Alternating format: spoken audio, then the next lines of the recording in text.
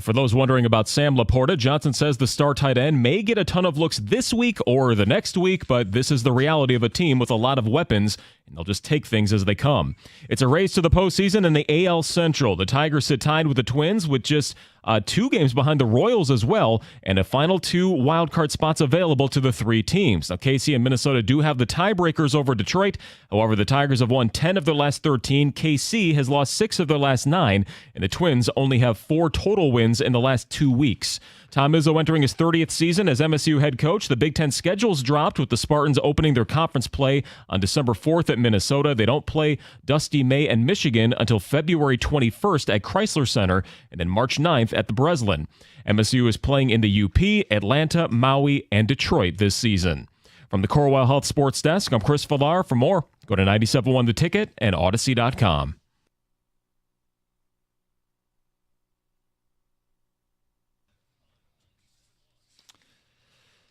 9 o'clock hour on a football Friday. Of course, open lines if you want to talk about our football team. Bounce back spot against the Cardinals. Are you buying it? Or are we missing something? 248-539-9797. Cookie jar at 9:35 with what I'm being told are some real tough questions. Some thinkers. Yeah, I think that's just all it. We're not saying we can't answer them. I was going to say, I force you to use your brain a little bit on a Friday. I'm sorry. Well, I mean, it's Friday at 9:30. I know you're Friday at 5 for us. Yeah. No kidding. We'll get to that. We also have Tigers tickets to give away. We've been doing it every hour. They've hijacked our Football Friday, and this is a good thing that we have a team that we can give tickets away and people are excited to win. If we tried to give away Tigers tickets in June or July, the demand wouldn't quite be the same. Oh, yeah. And anytime the call is made, instantly, I don't know if you've been watching. Yeah. The phone bank absolutely lights up. Greg has to say, no, you have to listen for the drop. Right. You have to listen for the drop. In this hour, it's Dan Dickerson saying, that was hot. Nice. When you hear Dan Dickerson say that, call in. Your chance to win a pair of tickets to see the Tigers on Tuesday against the Rays. John, that is a... Scooble start. Tigers. Scooble snack. Yeah. Tickets available, tigers.com. One last chance to win this hour on the show. All right, trust is the key word. You trust the Lions in this spot. If they lose, would it break that trust? Well, sure. I mean, this is one where, they always respond after a loss. And you believe that they're going to get back to what they do well. And some of it depends on losses happen. You add them all up at the end of the year, and just because you would be 1-2 or 2-1, either one doesn't mean you're going to the Super Bowl or you're out of the playoffs. Of course not. You add them all up at the end of the season and say, hey, you know what? Hey, we did enough to win the division. We did enough to get a home playoff game and so on and so forth. But some of it is how they lose. You want to see that there is improvement in the red zone. You want to see that there is more of a rhythm to this offense. It has felt very choppy, unorganized, even though in between the 20s against Tampa, 450 yards of offense. They've been able to get J-Mo involved. He's been the guy that we thought he could be in the offseason when he was drafted. Now he's healthy. He's not suspended. All of these things are positives, but you want to feel like it means something offensively. Like there is a rhythm. There's a point to, we're calling this one now, and then in the third quarter, look at the same motion. Now all of a sudden J-Mo gets free for 55 yards. At the end of the day, it's week 3. Nothing is disqualifying, but it'd be a red flag if they lost this game. Yes. And I'm assuming they'd lose this game because the offense doesn't get going. And that would be a red flag. That back-to-back weeks, they weren't able to just show some resilience and get back out there and be the team we thought they were. I think those that are, feeling a moment of pause with this game are concerned that the offense does get going, but that now it's the defense and that they can't, the story will be that they can't put both sides of the ball together at the same time because you got a mobile quarterback, you got Marvin Harrison Jr., you got all of these, James Conner in the rushing game. You know what? Go ahead, hand the ball up to James Conner. I think DJ Reader, Aleem McNeil, Levi Onwuzurike, Hutch, Davenport, I think they'll all have something to say about that. Lions were a great run defense last year. Challenge them. Yeah, go ahead. Now, I think people aren't really concerned about James Conner running for 100 yards. They're concerned about a play that's called pass that Kyler Murray turns into a 15-yard run on a third down and a drive that should have been over. is still going. It's going to happen. Yeah, he'll do it at least once or twice this game. Yeah, it's going to happen. So be ready for it. It's going to happen. But it doesn't have to be hit the panic button. Yeah, think about it too, though. The Lions last week, they got that PI call on Terry and Arnold. And you're setting up in favorable field position. But the Lions defense holds. Red zone, sudden change. Make a play. Step up. I mean, if the defense is improved, that's what we were led to believe. That's what we've seen. They win this game. And if they don't, then that's the other side of this. Okay, John, let's say the offense does show up, but the defense doesn't. That's also, maybe they're not what we thought they were. Red flag early in the season. Like, nothing's disqualifying. Don't jump down our throat. But I think that's the question going into this game. If they're the team we thought they were, I don't care that it's in Arizona. I don't care it's out west. I don't care that Kyler's mobile. I don't care that the offense hasn't hit their stride yet. You win this football game. Was Denny Green at Arizona when he had the quote, "We are who we thought we were"? No, it was about, he was with Arizona. He was talking about the Bears. No, I know. Yeah, but he was with Arizona. Yeah. Well, yeah. So I think we need to come out of this one saying we are who we thought we were. Yeah, the Lions are who we thought they were. Yeah. We let them off the hook. You want to crown them? Crown their ass. But the Lions are who we thought they were. Yeah, we should be saying that on Monday. Ticket Texter says, mark my words, we don't play well against Arizona. We don't do well against mobile quarterbacks. The Lions will lose again, and I'll talk to you guys on Monday. Listen, rough Sunday last week, but look at the yardage. Lions, 463 to 216 last week. Ticket Texter goes on to say, with the defense really showing face, red zone was a dud. Even if we only go 3 for 7 in the red zone, the Lions would have won that game by double digits. They're fine. That's Mike in his work truck. Yeah. I don't believe the Lions will lose this game, but my fear is the man-to-man defense leaves a lot of running room for a mobile quarterback. Right, the way Glenn wants to play. Sure. Heads turned. You're worried about your guy. So tell me, what do good coaches adjust? Supposed to. Yeah, I mean, you have to defend the opponent, and the opponent is going to change week to week. So, yeah, I mean, I do think Aaron Glenn, he's been given more toys to play with. And we've seen through 2 games, it's been a lot better. Love what Goff has done for us, but without our O-line playing elite, it's tough for him. The O-line needs to take another step up. Who on the D-line am I concerned with for Arizona? Well, I would say that about L.A. and again about, the Tampa Bay. Okay, Vita Vea, but I'm not concerned about him rushing the passer. Especially up against Frank. But my point is the Lions have run the ball in each of those games. If they just get back to that and stick with it, Jared Goff is going to be a beneficiary of that. It's just not running the ball, though. It's the biggest concern for me is the pass protection. And it's the interior 3 that I think have come up a little bit short in pass protection. The Honolulu Blue Wall, once again, overconfident about the Lions this weekend. Lions are favored in this game. Could you remind people of that? That's why we play the game. No, I know, but the idea that we are the ones who are overconfident, like the odds makers believe the Lions are winning this game too, and they don't have any bias. They don't live in Novi. They don't live in Northville. They're not Metro Detroiters. No, most of them live in Vegas. Right. Maybe they're working remotely now. Well, and they're right a lot. Yeah. They're not always right. I'm not saying that's a guarantee they're going to win because they're favored, but the idea that we are perpetuating some false idea that the Lions are a good football team. It's not going to be an upset if the Lions win. Right. They're expected to go on the road and win this football game. Yeah. It's all on track with the Lions beating the Rams in a close game. Arizona blowing the Rams out. Everybody thinks Arizona will beat the Lions, but the NFL has it right. The Lions go in there and win. Game, set, match, Scott in South Lyon. That sounds more like it. Yep. Pat him on the head as he walks by to the locker room. Thanks, fella. Thanks, little buddy. Speaking of little guy, Yeah. All right, so who's number 1 responsible for spying him? Well, they don't do the spy. I know, not the spy, but still somebody has to be when you play a quarterback like him, you've got to have a priority guy on him. I think this is a Jack Campbell game. That's what I thought. This is a Jack Campbell game. And I thought that as soon as Alex Anzalone went out last week and we heard he was out with a concussion protocol, this was an opportunity for Jack Campbell to step up and play that position and be the guy that he was drafted in the first round to be. Now, if Alex Anzalone is there, it adds to, you get your veteran leadership, you get your experience, and you've got an athlete that was off the charts in athletic scoring. One of the things that we know Brad Holmes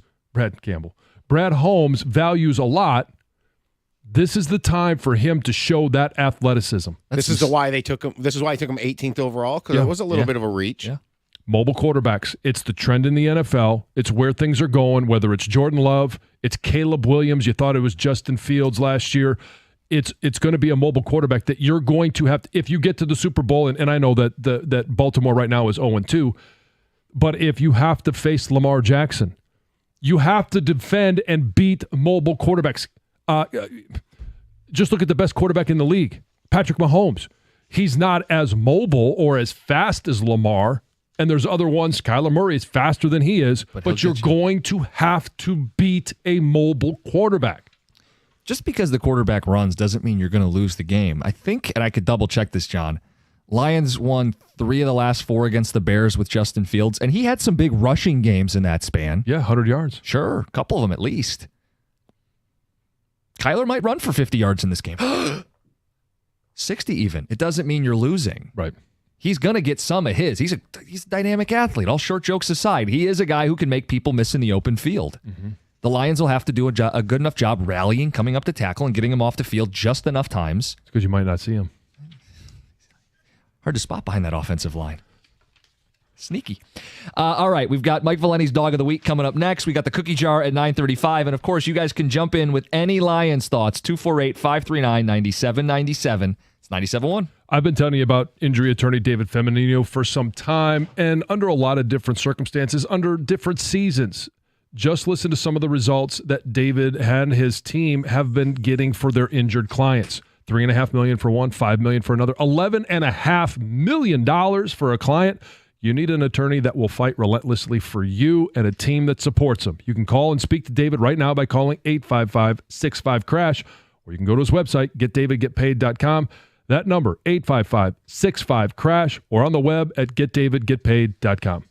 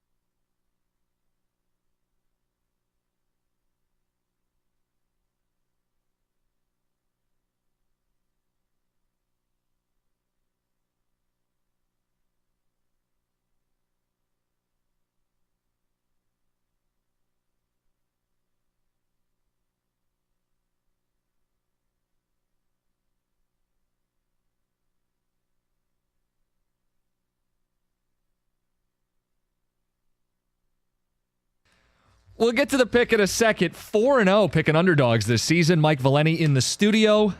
Good morning. Turn your mic on. Hi. First day on radio. Come on. Only one cup of coffee. I'll get there, guys. I promise. It's too early. It is. What's up? What can I do for you? I do this on 0 cups of coffee. Yeah, what's your excuse? Yeah, but you're a weirdo. That's the difference. Okay, Is he the only morning guy in America who doesn't do coffee? How do you get up at 4:30 in the morning for it? You don't do coffee either? I don't do coffee, but I do like Diet Pop. I'll do a Red Bull once in a while. All right, now you're speaking my language. Got to have energy drinks. You don't do none of it. Rack energy drinks over there if I need one. I need one. All right, well. Anyway. Wait till you get old. Exactly. You'll see. It'll hit. Mm-hmm. We'll get some thoughts on the Spartans and the Wolverines and the Lions, but who is your underdog of the week? Okay. We were just talking about this off air. When nobody wants it, when it's the island of misfit toys, that's right where we want to be. Oklahoma plus 7.5. Everyone loves Tennessee. They're America's darling. This is Oklahoma's SEC debut. It's one of the rare times they get a big home game. Remember, their biggest game is always at the Cotton Bowl. Mm-hmm. This place is going to be electric. It's Nico's first true road start. You're going against top 15 defense, and Oklahoma's getting healthy. They're getting 3 O-linemen back this week. They've got one of the better right tackles in the sport. Who will he line up across from? James Pierce. And they're getting Nick Anderson back out wide. They're getting Andrell Anthony back this week. Well, we'll see if that $8 million contract that Nico signed is worth it. Yeah, I got to take the 7.5 here. And again, you and I, we like Tennessee, and I think they're very good. Who have they played? NC State blows. Yep. They beat like Western Tech, and then they bombed Kent State, who lost to, what was it, St. Francis of Assisi High School the week before. Right. So, they're averaging, 63 points a game against that? But I'll trust Venables in this spot. Give me the 7.5. We got a sweatshirt bet riding on it, Mike and I, because I'm on Tennessee. He hates this pick. Oh, so what's the sweatshirt? Buy the other person's to be sweatshirt. Determined by it's basically something we've always done is like, okay, I don't need your damn money. We'll just bet a sweatshirt amongst friends. We don't need to like give the book our money. It was 2 years ago. I basically outfitted your whole wardrobe. That was a tough year for you. It was tough. Couple nice. I'm not entering that bet with Heather right now. No, Heather's on fire. You see that over there? 14-7. Unbelievable. It's great, including picking Tennessee because I want to go to Nashville. Yep.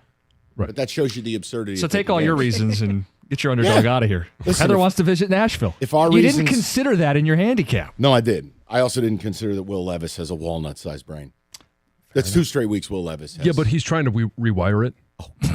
Mayo and the coffee will do that. Yeah. Eating the banana rind. Did you like what Callahan did? I loved it. Oh, yeah. I mean, call a spade a spade. Yep. I mean, if it's not, and you put a quarterback on notice, especially a young quarterback. Now, if he's a 10-year vet, first of all, he's not making both of those plays to lose both games. But if it happens, maybe there's a little cachet that you don't do this, but this is a second-year quarterback. I mean, and they couldn't have been any worse. The turnover with the Bears is maybe the worst one I've ever seen. But he followed it up last week against the Jets, and you're like, well, what the F are you doing was the general sentiment for anyone watching it. Why is it wrong for the coach to say it? What everybody's thinking, right? That's credibility. What'd you make of Salah and Rodgers last night? Not a hug guy? What'd you make out of that? I didn't watch much of it. I watched the first couple of minutes. I watched until it was, 14-0? Yeah, I mean, the Patriots are limited. Yeah. But, it was funny. It was like Salah kind of went in for a hug, and Rodgers is like, we're not doing that. And it was just, it's so bizarre. Anything with Aaron Rodgers is awkward. Yeah, big time. And you got to love the fact that they're doing it on a national scene. Oh, yeah. And the New York papers are all over everything he does. So that whole interaction with Salah, that's the back page. That's all there. Aaron Rodgers in New York is like the opposite of where he needs to be. He lived in luxury in Green Bay because you have no media. Right. You go to New York, they're going to analyze every word. Everything. Yeah. Like lip reader stuff, the FBI level. So what was he saying? No, it wasn't even the same. He claims he said to Salah, because Salah, his big thing is 2-score lead, 2-score lead, 2-score lead. And Rodgers basically was like, yeah, we're not doing a hug, 2-score lead. And just walked. What do you make of the whole thing with Hassan Reddick? Is he retiring? John, I don't know. How do you trade for a guy knowing he wants a contract? And then not even discuss it. And then if you're Hassan Reddick, it gets to a point where you're like, am I really going to miss out on $14 million towards the end of my career when I really didn't have a last good couple years in Philly? Yep. You'd need to explain it to me. I've never seen anything like it. Why would you acquire the player if you didn't want to pay the cost of acquisition? Right, yeah. Especially after losing Bryce Huff. Like, they had to get a pass rusher. Their pass rush sucks now. Yeah. Jermaine Johnson's out for the year. Yep. Achilles, I think, right? Yeah, I don't understand it. Couple rapid fire with you. Bounce back for the Lions. We're all on board. Super confident. You? I'm not super confident because I think Arizona's actually playing really, really well, but I'm confident. Look, box score-wise, Team A, Team B. If the Lions are Team A and the Bucs were Team B, the Lions should have won that game by 3 touchdowns on a box score level. It's just an outlier. I still think they're really, really good. I'm confident. But road games in the NFL, no, I don't. Unless I'm going to Carolina, I'm not getting cocky about that. Okay. Or Giants. And then the last one I have for you here. What? Michigan State. Who do we learn more about this week? Michigan. Because State is what they are. I don't think there's any scenario State's good. I think they could be interesting or fun. They could be 4-0 with 2 big road wins and maybe as full finish the year touchdown 6-6. underdogs. Oh, okay. With Michigan, I think. Look, I said this to you, and I'm not touching that game with a 10-foot pole. There's a pathway that Orgy can make them better, but they got to buy into it, and you got to lean on him over there to tell me whether they're going to do it. You should take what Gus Malzahn does at UCF. That's your new reality. Yeah. It's in Power essence, spread run. a wildcat offense where Orgy is 10 to 12 runs. We're using jet motion on everything. Yeah. It's a lot like what Greg Roman did when Lamar entered the league. And that's not to say we're not letting Orgy throw it, but it's spoon-fed throws, hard play action, single read stuff, and couple of shot plays. His running attempts should match his passing attempts, basically, 15 to 15. Yeah, and a balanced offense in this situation is 75% run. Yes. At least. Like there's like an adage, service academies want a 7-possession game. That the way they play, to not expose their defense, I want a 7-possession game. If you can make USC a 7-possession game, then you should never be trailing by that much. Because I don't accept that Michigan's hapless. I know, like, David and Rico make fun of me because they're like, well, what? I'm like, guys, it's just, they still have a lot of talent, all right? I understand they're not flashy. But there's a pathway here. USC is still giving up almost 4.5 yards a carry. And LSU's defense is what? Right. Nothing. And so Michigan's defense needs to play to the level that they're supposed to play with. And I'll ask you, I mean, can Wink make the adjustment? No. You It's know not this that is he a Giants can't, John, fan. he won't. John, I'm biased, No, I know. though. You I know. remember, he was with the Giants, and I watched it every week, and you're like, why are you doing – look, you can't be a 60% blitz DC if you're not creating havoc.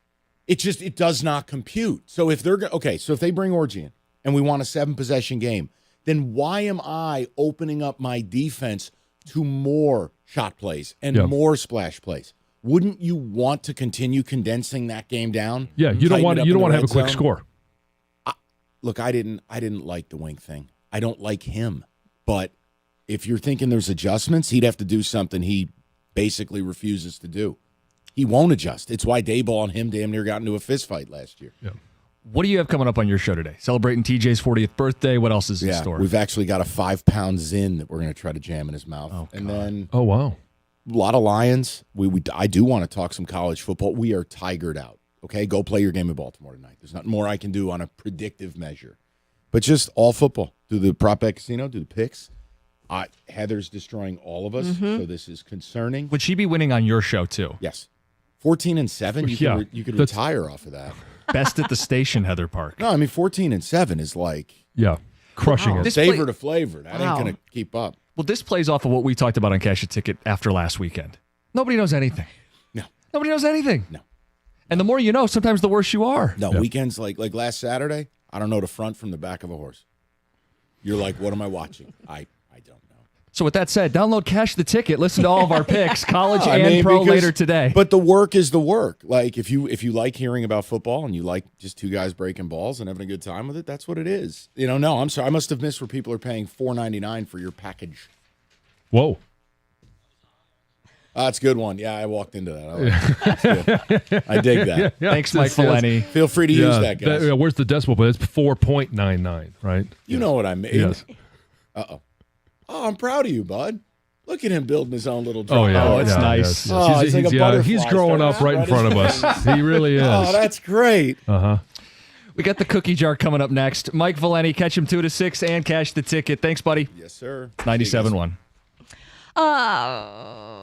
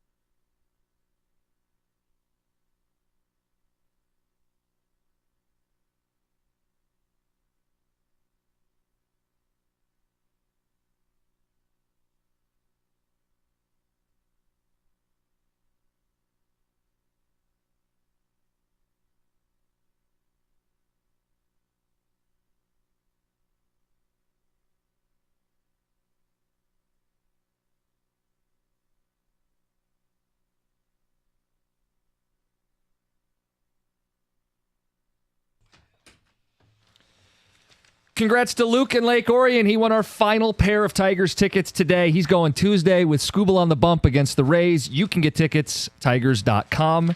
And I think, are we going to have more to give away on Monday? Yes. You'll have another chance on Monday. All right, Friday, it's Cookie Jar.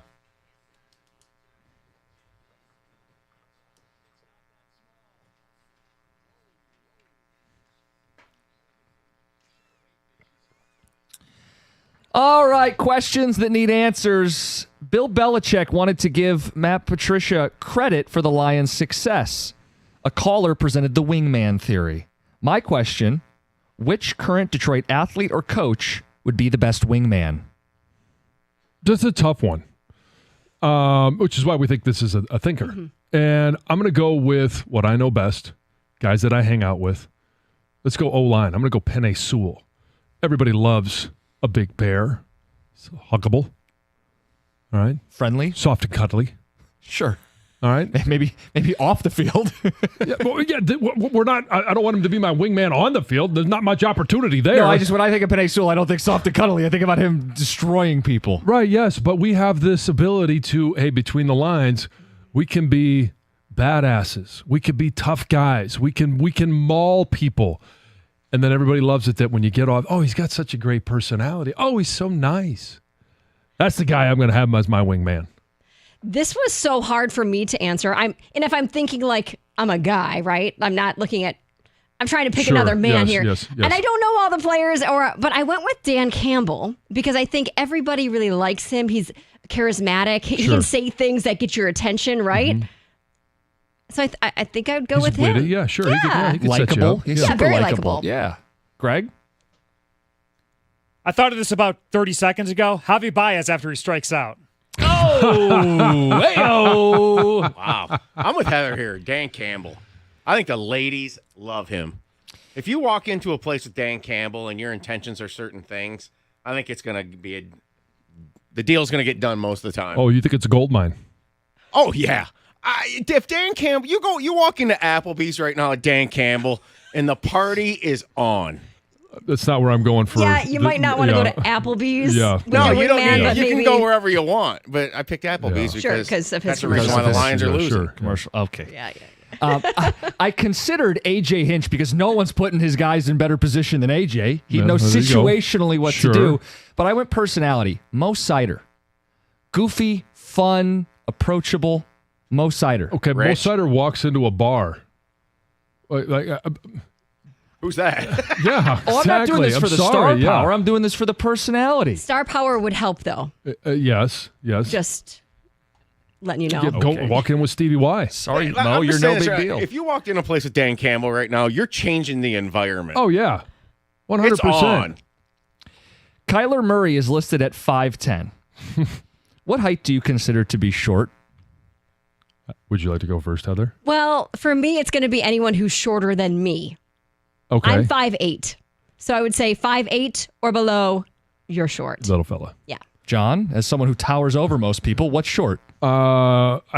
Anything under 6 foot. You're So everyone is basically short. short. Yeah, you're short. The Tom? average height of a male is 5'9". We've got a lot of shorties. So I would say anything below average is short. 5'8" is short.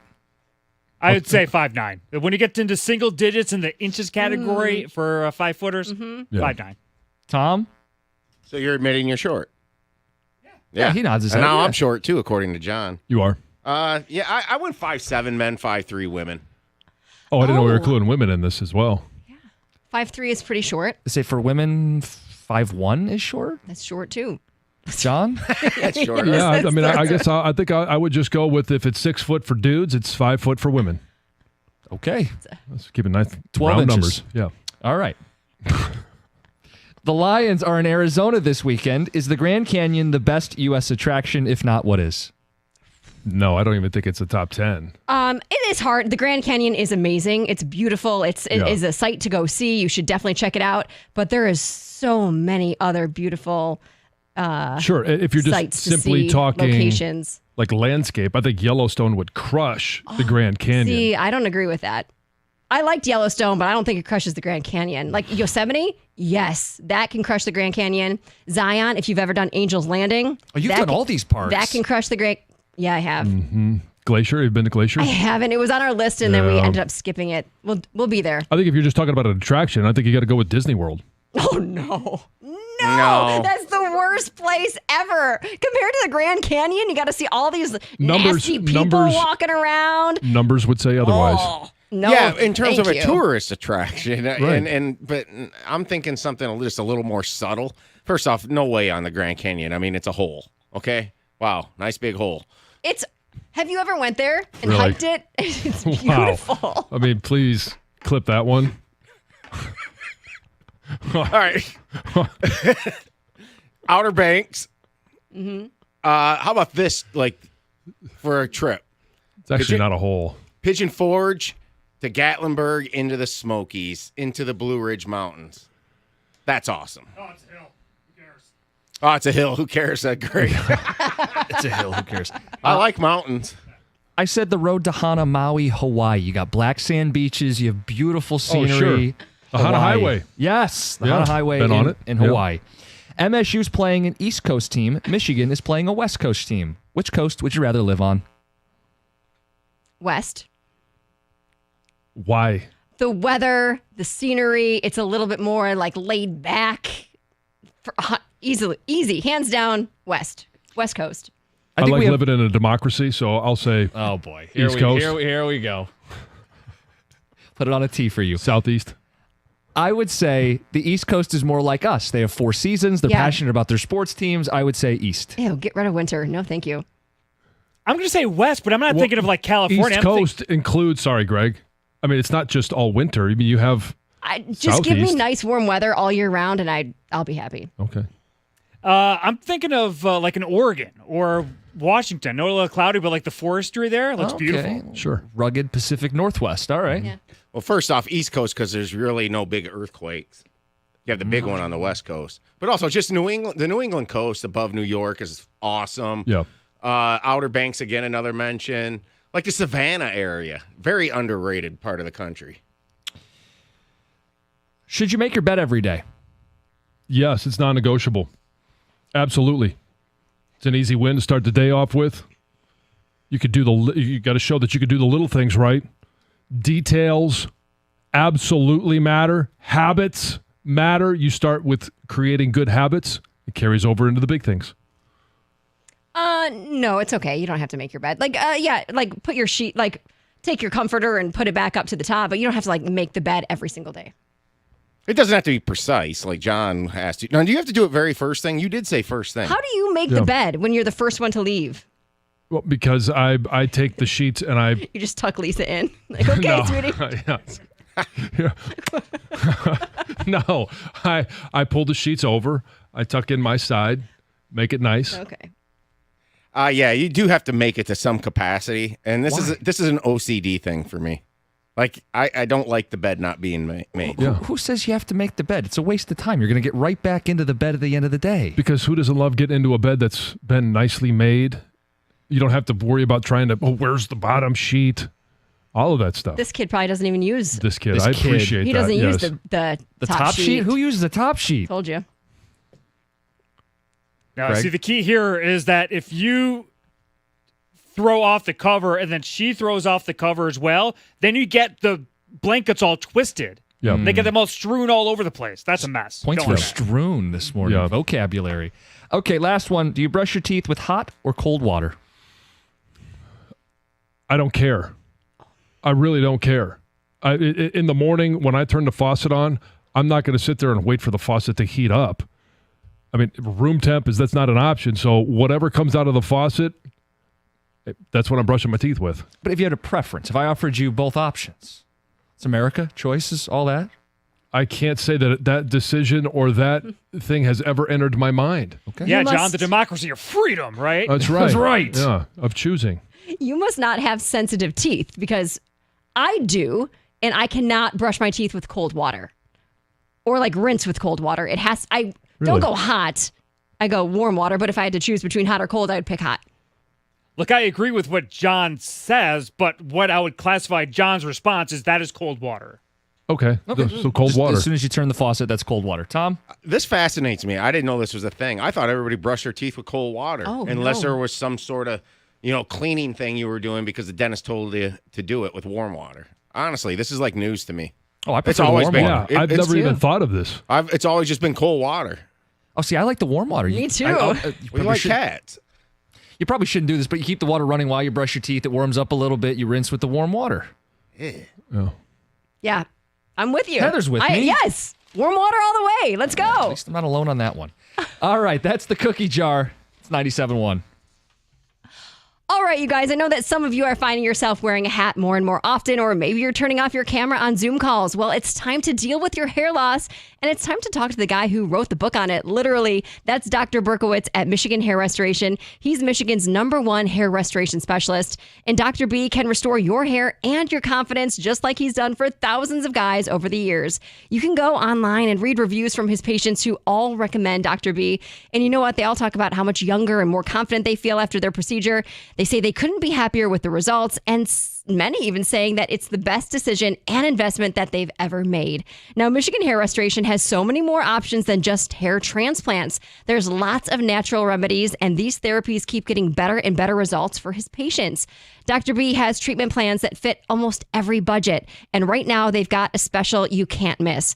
Call and book your consult and speak to Maria. Make sure you mention 97.1, and you're going to get this complimentary natural hair remedy treatment valued at $1,000 at your consultation. You don't want to miss it. Download Dr. B's Ultimate Guide to Hair Loss and Restoration today at MichiganHairRestoration.com.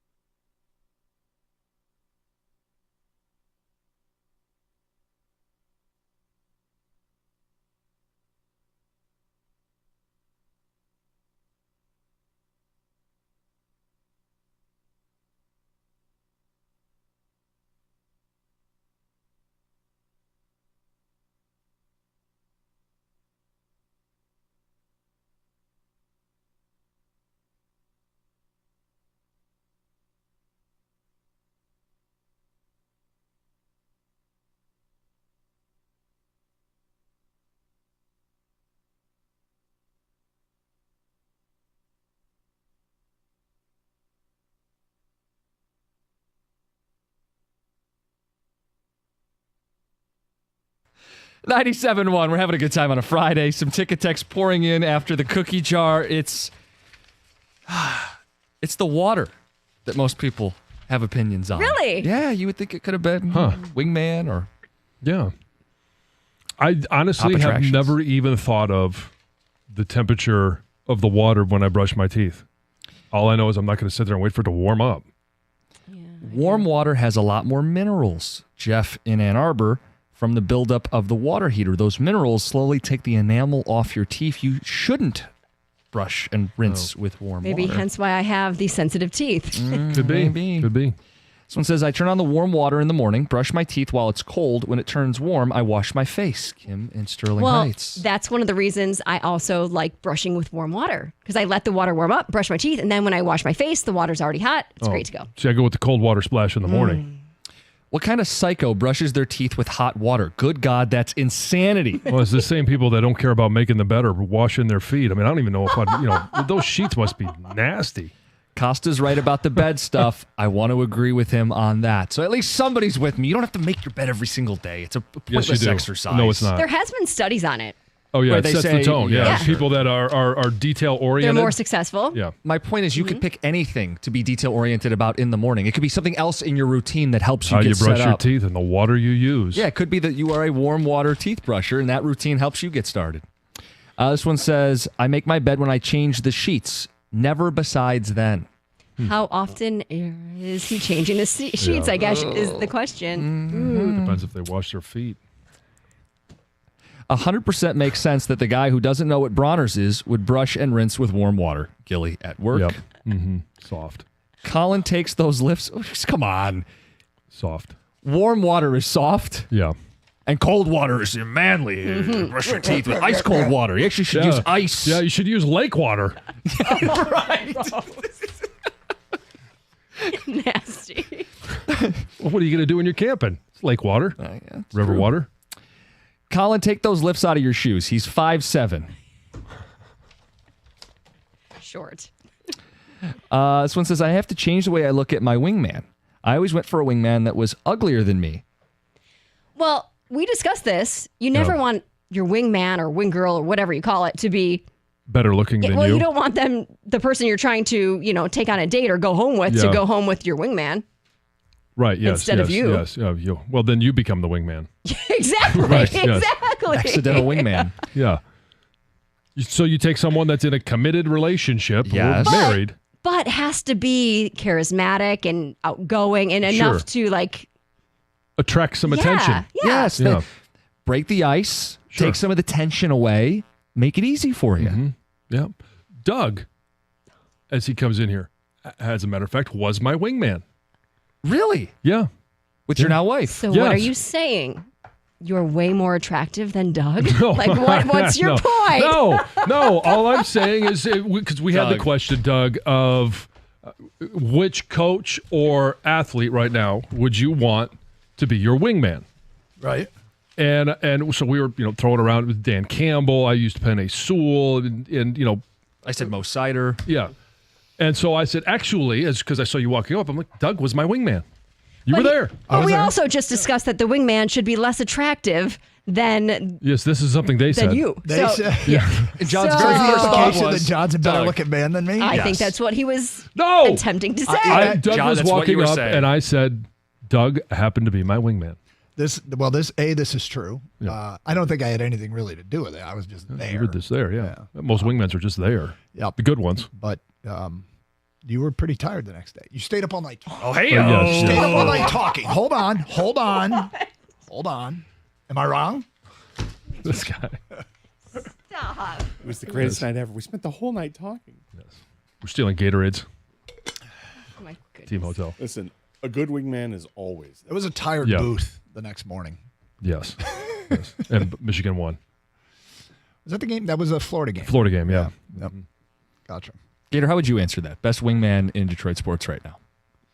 Coach or player? Fetter. Chris Fetter. Yeah. I mean, his work speaks for itself. Yeah.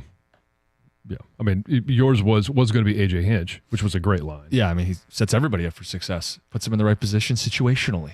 I feel like Fetter is AJ's wingman, and together those guys are can do anything. They dynamite. can do long division. You know, and if you can do long division, I've learned not to do math on air. I've learned the hard way. Yeah. Like Simple 1 minute math. into the show today. Simple math, yes. in I almost was 18 already years, off. I still give it an effort every once in a while, and I get put back in my place. Yes. But the triumphs, John. When you get they it right, hit. thankfully, Doug is a great wingman, and he helps me celebrate the triumphs. Well, we eliminated the math from this Tigers chase. That's what we Gator want. is Oh. so grateful. There's no more, they yes, have to yes. play 800 base. No, they have to play one game better than Minnesota. Yes. And out Unless, of 9. I mean, Seattle could creep back in if they run the table, but we're not worried about that right now. Just be one game better than Minnesota. There's no more math. There's no more. Well, there's the most simple of math. Correct. Am I saying this right? You guys have left a little sheet here. Oh yeah, you're seeing that right. The the gambling stats here are the, Oh, yeah. the weekly Heather. picks. Heather's Yeah. 14-7. She's a dynamo. I love Jim it. is 9-12. One of these two hosts a podcast about betting. Do you need a special guest? Like, Can we acknowledge how Cocky Heather. I like it. I like it. the cockiness of the Oh, yeah. It's the noises that she doesn't always say anything. And if you're on Twitch, you can see it's even worse because it's somebody brings it up and she kind of just does the emoji shrug. Oh, You know. 14-7? Is But that- I actually thought good? it was going to be better. yeah. Hey Gator, who was dead last on that sheet? it says Jansen. Yeah. 7-14. Yep. It's just Yes. it's flipped. Yes. Yes. It's just flipped. Yes. Yes. The reigning champ is currently 7-14. It's a long season. It is a long It's a long season. season. A lot Yes. of A games. lot of football to be played. That's Yeah. what I keep telling myself with all my teams. It's a long season. Here we go. What are you guys talking about today? It is a fabulous football Friday, and I think we're leading with baseball. What is September? going on? September? What is going on? Sign Crazy. of the times. But it's awesome. Yes. It's awesome. So we'll get into Tigers right out of the gate and plenty of football. We got picks later in the show. We got Are You Going to Eat That in the noon hour? Ready to go. Carson Anderson next, 97.1.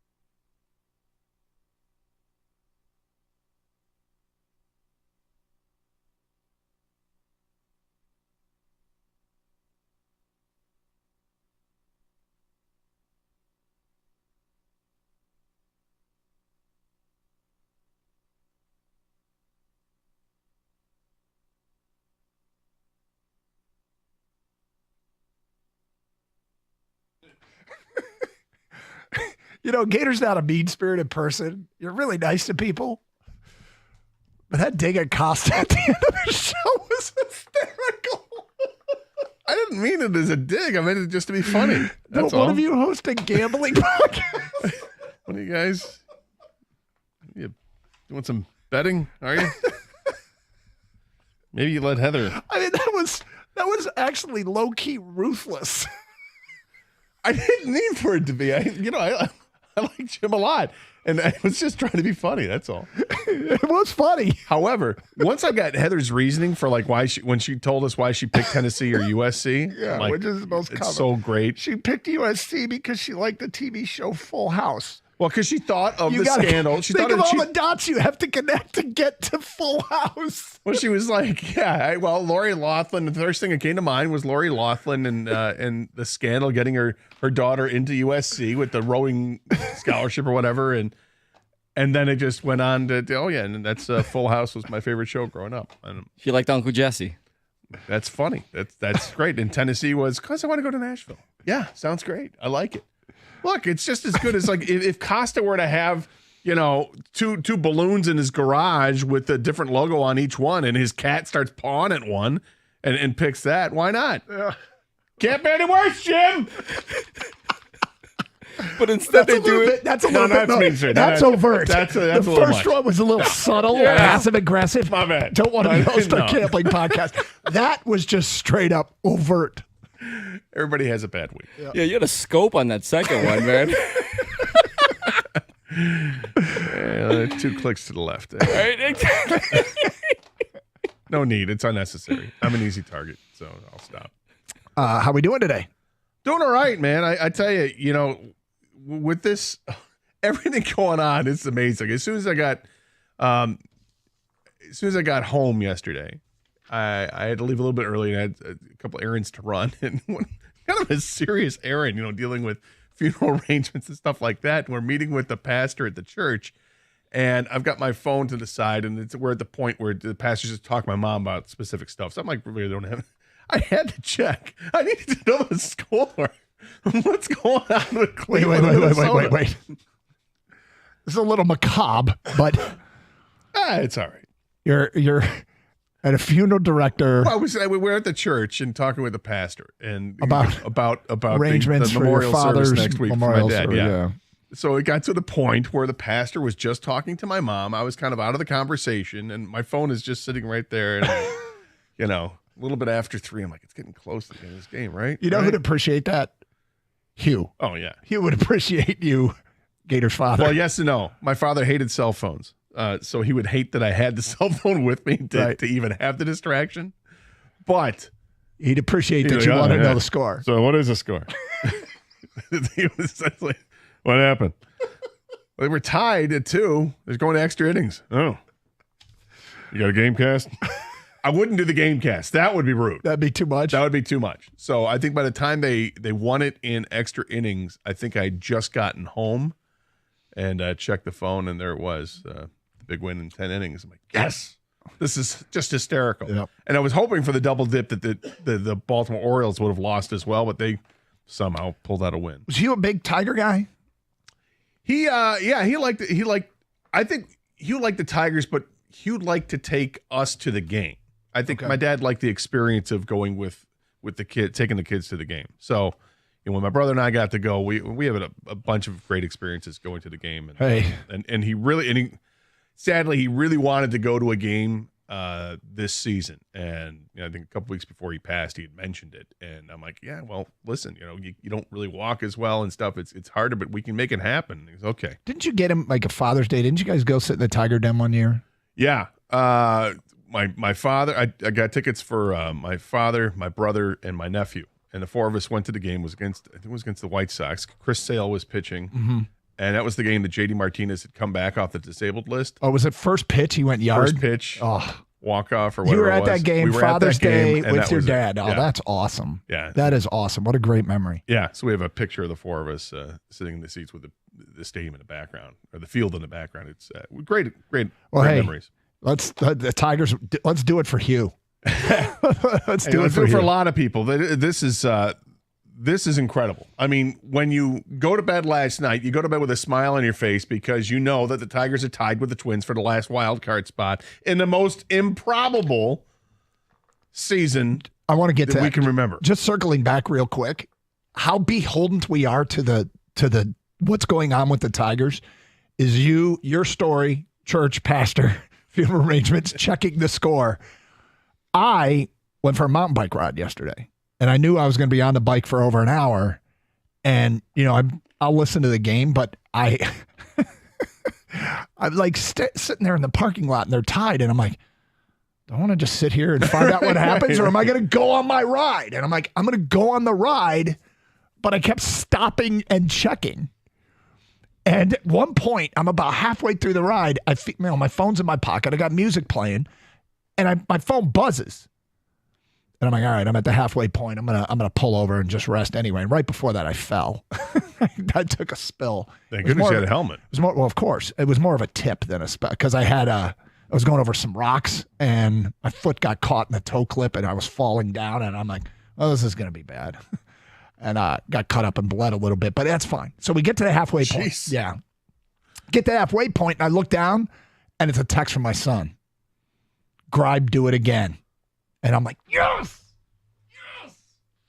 But we're watching and paying attention to the out-of-town scoreboard. And I'm sure everybody with Ohtani's night last night had the same thought. Should the Tigers pitch to him in the World Series? Or just walk him every time he comes I'm walking him. Walk him I'm walking him. Okay. Pitch to him. 2-4-8, right? Well, the problem is then he gets on base and he's going to steal second. Yeah. So that's you hope that somebody's on. I prayed when the Tigers face Ohtani in the World Series that there's a runner on first already. So then you just put Ohtani at first. Whoever's at second is at second. Yeah. But anyway, as you said, it's what's going on is incredible. What's going on is incredible. And who would have imagined this? And what's so much fun, and I usually don't care about this stuff, it's captured the imagination of people outside of Detroit. Like MLB Network did a segment on the Tigers, and they started laundry listing how improbable this is. And let's face it, too. It's kind of 2 parts Tiger being hot, 1 part the Twins being ice cold. Like, it's not just the Tigers needed the Twins to come back a little bit, but hey, teams are going to get cold, and you always say, I wish we could have taken advantage. They are taking advantage of it. They're taking advantage of it, and it's incredible, Scott. Yeah, it's incredible. It's improbable is what it is. And I'm loving it. How are we not loving it? This is, it's schedules are funny. Those other teams that were way ahead of the Tigers before, they had an easier part of the schedule. They took advantage of it, and then things tightened up for them, and, they have not played as well. The Tigers kind of waded through the season, had some tough parts of the schedule, and now they've got an easier part of the schedule, hopefully not starting tonight. Baltimore's tough, but fortunately the schedule lines up. The last 6 games of the season are definitely in the Tigers' favor when they need to go on a run, and they're on a roll right now, and I love that they're on a roll. And yes, is it come at the same time that the Twins aren't playing as well, or Kansas City? Well, one of the reasons Kansas City isn't playing as well is because the Tigers beat them 3 in a row. Yep. Don't apologize. No. Just advance. Do what you can do. Keep focusing on what you've got. Right now, Tigers have a 1-game series against Baltimore. 248-539-9797. Danny and Warren, you're on 97 on a ticket. Hello, Danny. Oh, I'm so excited, guys. I'm kind of your age, but I treat phones and technology like Gator's dad. I'm not good at it. I hate trying it, but for the first time in my life, I Googled the Minnesota Twins, and was I happy when I saw the results. I'm so excited. I'm actually going to go out. I'm kind of a cheap guy. I'm going to get the package for Bally's or whatever, pay the extra. I'm excited. This is awesome. Well, you might have to pay the package for Apple. All right, the game tonight's on Apple TV. Game tonight's on Apple TV. Well, no, I'm not that excited. I'll just get Xfinity and I'll. What's funny is we literally, in our household, we're going over our subscriptions, and until the next season of, what's the show we like? Severance. Till the next on Apple TV. And then, until Severance comes out or Ted Lasso comes out, we're not watching Apple TV. So we clicked cancel on our Apple TV subscription about 2 weeks ago. But that doesn't cancel immediately. It cancels at the end of our billing cycle, which I hope hasn't happened yet, because tonight the Tigers are indeed on Apple TV. And if that means I have to resubscribe to Apple TV, for $14.99 a month or whatever the F it is, I think I'm gonna have to do it. Well, I've got it. You've got Apple TV? Yeah. I realized the other day I gotta. Hey, here's a renewing your subscription. You have like bad mojo with Apple. You do not like Apple. No, I don't. Why do you have Apple TV? Because of watching Tiger games during the season and is there college football or is there something else that I had? There was another reason. Maybe Red Wings, maybe. Wow. Yeah. I got to tell you, amongst all of the things I know about you, that might be one of the more shocking that you actually have a subscription to Apple TV. I'm not happy about it. Yeah. I don't like it. Of course, we'll carry it here. You need no subscriptions to listen to the game. Well, that's the great part. Yep. 248-539-9797. Hey, NFL Week 3. Lots of football season left. You can get your week off to a great start with a big return on FanDuel, America's #1 sportsbook. You get started with $200 in bonus bets guaranteed when you place your first $5 bet. Now, one thing I really like to do is look for their no sweat same game parlays, which means you can bet a parlay. And if you don't win on said parlay, you get your money back in bonus bets. So you can try again. Love that. The other thing is their profit boosts, 50% profit boost, 100% profit boost. Patriots' first punt on a profit boost was lucrative for last night's game. Look for the profit boost and no sweat parlays at the top banner. Just visit FanDuel.com/Doug. FanDuel is the official sportsbook partner of the NFL. Must be 21 or over and present in Michigan. First online real money wager only. $5 first deposit required. Bonus issued as non-withdrawable bonus bets, which expire 7 days after receipt. Restrictions do apply. See terms at sportsbook.fanduel.com. Gambling problem? Call 1-800-GAMBLER.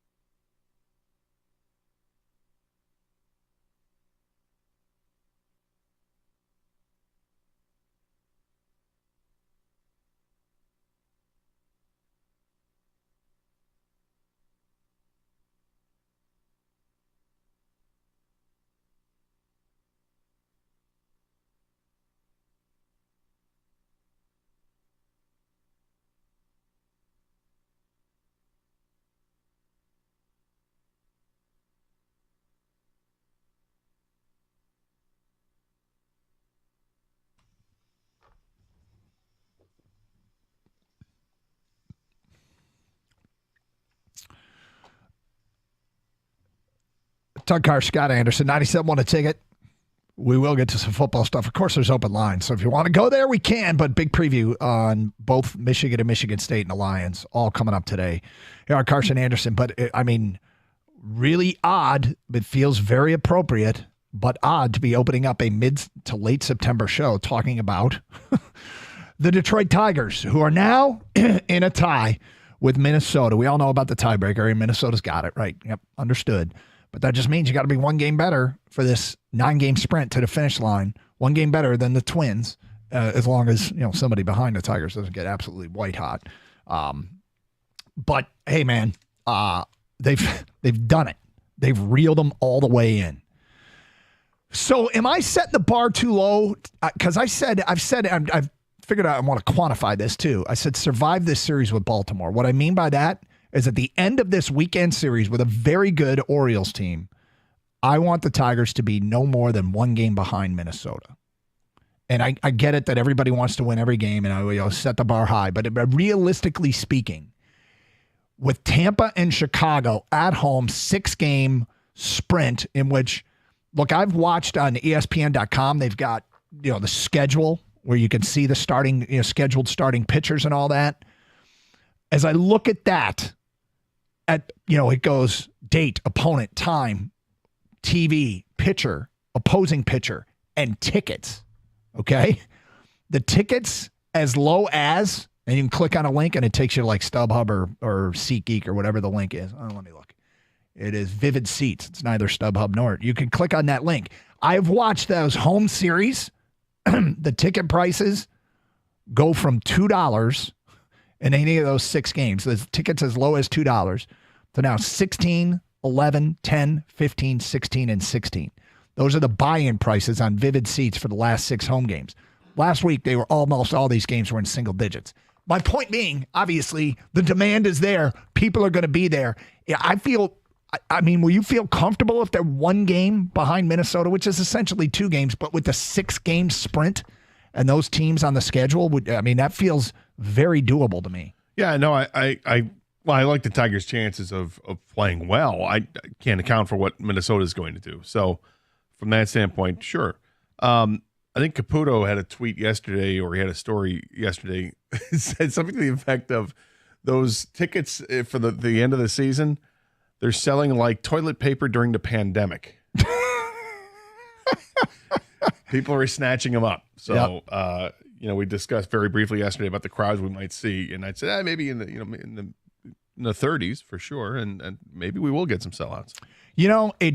It's really cool that we have this in Detroit. Have you thought about what an epic Detroit Sports Day Sunday is? Yeah. The Tigers play Baltimore at 1:35. Who knows where they'll be in the standings, but they've obviously piqued our interest, and deservedly so. And the Lions are at Arizona at 4:20. So we can back-to-back watch very big games, and by the way, listen to them. I'm not sure if we're carrying the Tiger game on Sunday or if it's been parked on one of our brother stations, but it's a good call. I would Powers help. Not sure where that is yet. Jimmy will let us know. And the following Sunday, when the Tigers finish their season, the Lions don't play until Monday. I believe it's a Monday night game against Seattle. So Sunday in Detroit, if it means anything, it's home. Downtown could be hopping again. Mm-hmm. It's very exciting. That's an interesting start time. Do you see what time that Sunday start is, the last game of the year? I did not. It's a 3:10 home start. And, well, here's why. All the games are basically at the same time. And so they don't want West Coast games. Gotcha, yeah. Sure. To influence. So every single game, everybody's playing, and the start times are between 3:05 and 3:20. And here's the funny thing. Do you like that or no? Yeah, I do, actually. I do.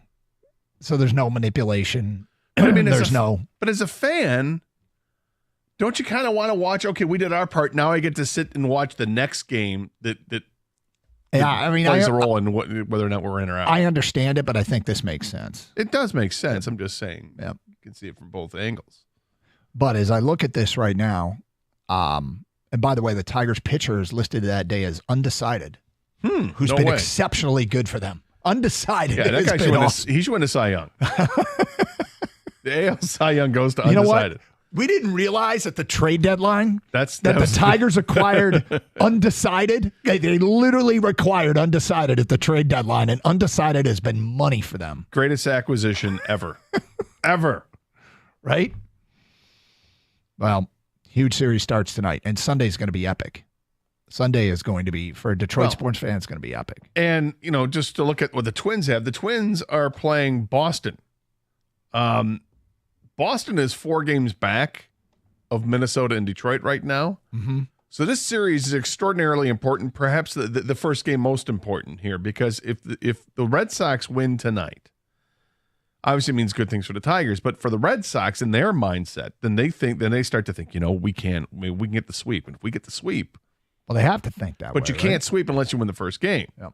So it's a huge game, Boston and Minnesota tonight. What's funny is, and now that you mention it, the truth is we should not count the Red Sox and the Mariners out in this thing. If we're doing a show in Boston or we're doing a show in Seattle, we're doing got to get a sweep thing. Now, Seattle is 2 games behind Detroit. So if, we keep saying they got to be one game better than Minnesota.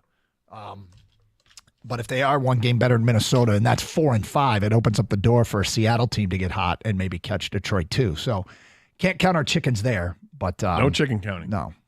Yeah, Mike Petrillo, who writes for MLB.com, he since you guys brought up the trade, I mean, how good the pitching staff and the Tigers have been since the trade. First of all, the headline is Detroit is riding a 2-man rotation into elite run prevention. Right. Since the trade, it's been 50 games. They've used the least amount of starting pitching innings. They've allowed the fewest amount of runs. It's incredible since that trade what they've been able to do in A.J. Hinch and Fetter and the staff. Because as Hinch said, he gets a lot of credit, of course, but the players have to come through for this thing to even be possible. Yes. All those players have to come through. Okay, These players we've never heard of. So, by the way, just a note, Detroit does hold the tiebreaker over both Boston and Seattle, which is kind of cool. Yeah, and if there's a 3-way tie, let's say it's Boston, Detroit, and Minnesota, it's a different formula for the tiebreaker, I believe, because it's not just, what does Detroit do against Minnesota? You bring a third team into it. Well, Detroit owns the tiebreaker over Boston by a single game, and they owe the tiebreaker over they lose the tiebreaker over Minnesota on a single game. Doesn't it go to a different formula? Minnesota owns a tiebreaker over Boston, so I think Minnesota would get it because they hold the tiebreaker over the 2 other teams. Now, in the case of Seattle, well, look, simple math, right? Let's just go with simple math. Just go win 1 more game than Minnesota does. Yeah. As long as Seattle or Boston doesn't get white hot, that's that simple. By the way, all that stuff you said about the Tigers and how since the trade, the fewest amount of starting pitching innings and all that used, and in the last month, Minnesota's starting pitching ERA 4.36, 22nd in baseball. Their bullpen ERA 5.30, 28th in baseball. They have blown 5 saves in the last month. It's the perfect storm. It's this is how we got here. Yep. Minnesota had to be that bad. The Tigers had to be this good. And now we're tied in the standings for a playoff. Yeah, well, we just got to get over the crest of this last wave and get in there and hope that another storm isn't coming in. Right, Billy? What are you talking about? I'm going perfect storm. I understand you're doing that, but what is that? What is the storm? Are you worried about things going wrong in the playoffs? Because I got to tell you, that's a nice worry to have. Is that the next storm? There's other. You still have to take care of your business, and other teams you got to rely on other teams not taking care of their business. All right, that's the problem. Is they don't have any games left. I wasn't quite following, but yes, okay, got it. I mean, you saw the movie. I was hoping I did see the movie. Yeah, teeing it up for you. Yeah, I wasn't quite sure what the second storm you were referencing was. The Andrea Gale. I know the Andrea Gale, and I know Billy. Was Billy the captain? Yes, that's Clooney's character. Yeah. But he didn't own the boat. But yeah, he was. Gotcha. Based on a true story. Yeah, actually, it is a true story. I don't know. The movie is based on. It's a fictionalized version of Perfect Storm, the book. Andrea Gale. Yeah. There's a book. Yeah, I read the book first. Oh, okay. You should read the book. Nope. When's the last time you picked up a book? My father's book. There you go. Good for Aside you. from that, no. All right. 248-539-9797. The Tigers, they won't quit. They won't give up. And now look where they are. In the meantime, Lions in Arizona. Big game, as Woj would say. We'll preview that coming up here on 97.1 The Ticket.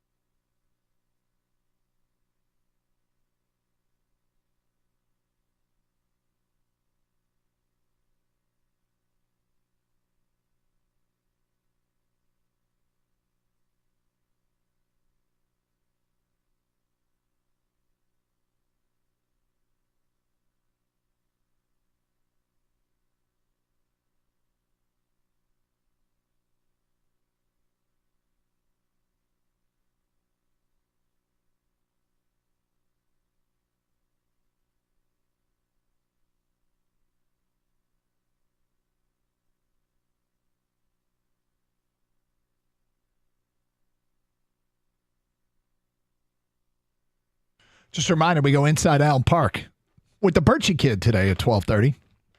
There we go. Lions on the practice field. He will be at the open portion of practice. Dan Campbell speaks today, so we'll have the very latest injuries and whatnot as we get ready for this Lions game against Arizona. You know what this game comes down to, Gator? And I think this is... Scoring more than the other team? I'm not talking about on the field. I'm talking about the message that the Lions send today. Because one thing that this Lions team and this organization has been under Dan Campbell, okay, is resilient AF. And we want them to confirm this Sunday that that's still who they are. It's an incredibly useful trait. It's why you finish with a winning record. You don't get into losing streaks. And last year, and the year before that, frankly, they responded. But they didn't just respond, okay? We all know the stats about them losing and then coming back and winning. They responded emphatically, okay? Last year, they lost to Atlanta, Or I'm sorry, they lost to Seattle. Next game against Atlanta, Lions were favored by 3.5, okay? They won by 14, okay? An emphatic cover. Then they get blasted at Baltimore. Next game, they're a 7-point favorite over Vegas. They win by 12. So they win and they cover. Thanksgiving, a disastrous loss to Green Bay. They go to New Orleans as a 4-point favorite. They win and they cover.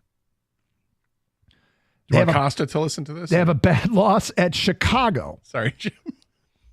Yeah, you are really piling on. It's just, Heather already knew this stuff. it's so easy right now. I'm really sorry.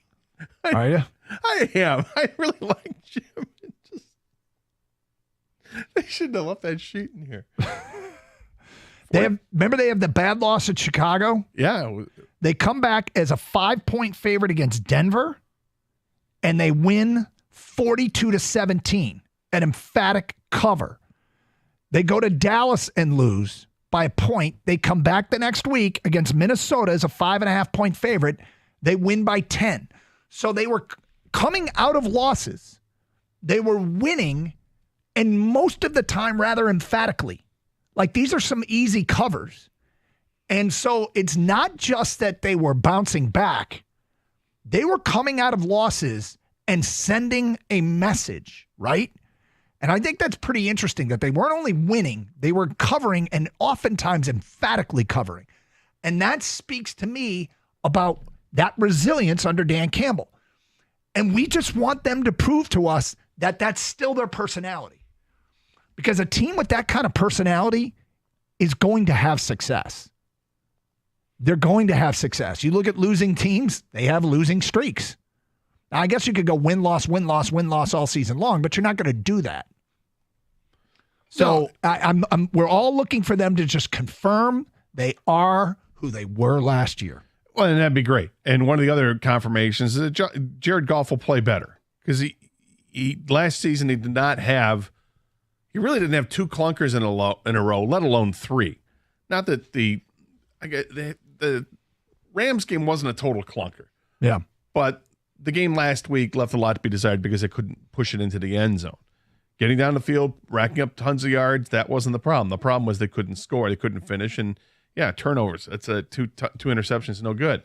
But last season, he didn't have back-to-back bad games. Mm-hmm. So if Jared Goff is what we think he is, then the offense will be fine. And if the offense is fine, the defense has played really well for the first 2 weeks, we expect it to be okay. I don't have a problem with this week. I think they win this game. The last couple weeks, I thought they'd beat the Rams and I thought they'd beat Tampa, but the Tampa game is what disturbs me because of all the injuries Tampa had, and yet they found a way. Mm-hmm. They found a way to game plan against the Lions and shut them down, specifically in the red zone. It was a bend but don't break defensive effort from Tampa. They got the benefit of a call to start the game, and then they just started making plays. And credit to them, they got it done. Now it's time for the Lions to make their adjustments. My concern going into the game, the only concern I have, it's not with the offensive side. It's on the defensive side. And all the injuries that they've had where players aren't practicing this week in the secondary. Are those guys going to be able to play or not? Is Terry Arnold going to play? Is Ennis Rakestraw going to play? Is Ife Melifonwu, is he going to play? Because if they're not, then you start going into the depth. Unfortunately, it's early in the season. The Lions do have some depth here, but you don't like to test it that much. We will be talking with the Birchie kid from out at Alparca of the very latest today at 12:30 following the open portion of practice. So we'll get the very latest on who's going to play and who's not going to play. Here's the thing about Arizona, okay, is year 2 with this offensive coordinator and Kyler Murray. And Kyler Murray is always going to be slippery, right? He's an off-platform king. He is hard to bring down. He's good at improvisation. He gets a high level of production and improvisation. But the thing that they're praising him for this year is he's going to the right receiver. He's running the offense as it's designed. It's not just all about him improvising and running around and making things happen. He's hitting the back foot of his drop and delivering the football where it's supposed to go. And that's where they've signaled the highest praise for Kyler Murray and hoping that he is taking that next step. Now, you can find examples of that in his career, but he wasn't able to keep doing it. So far this year, they are very happy in Arizona with Kyler Murray being able to stay on script and go to the correct receiver, deliver the football to the right place against whatever defense is thrown at him. And then when it's not there, you mix in his ability to improvise, and he's a problem. He's a problem. And then there's Marvin Harrison Jr. Did you see that catch he had in the back of the end zone against the Rams? I mean, it's unbelievable. This is first of all, the throw was incredible. It was into coverage, right over the shoulder, running directly away from the quarterback, back of the end zone, dragging his feet. It was remarkable. It's incredible. And he's another guy, while he is a rookie, he looks like he might be next in line to be one of those great receivers in the league. And the crazy thing is, I'm here, I'm talking about all that, and guess what? Arizona has run it too. They average over 180 yards a game, or around 180 yards a game on the ground. It's only 2 games, right? Yeah, it's only 2 games. And they might have been taking the Lions-Rams film and saying, well, they didn't really stop the run when the game was on the line. Let's see if we can run. And James Conner is one of those great yards after contact guys, but they are running the football. And when you mix that with Murray's ability, what might be a new and improved Kyler Murray in the passing game, that's an offense that can be a problem. It can be. I'm not as worried about Connor as I am Murray when it comes to running. He does pick up yards.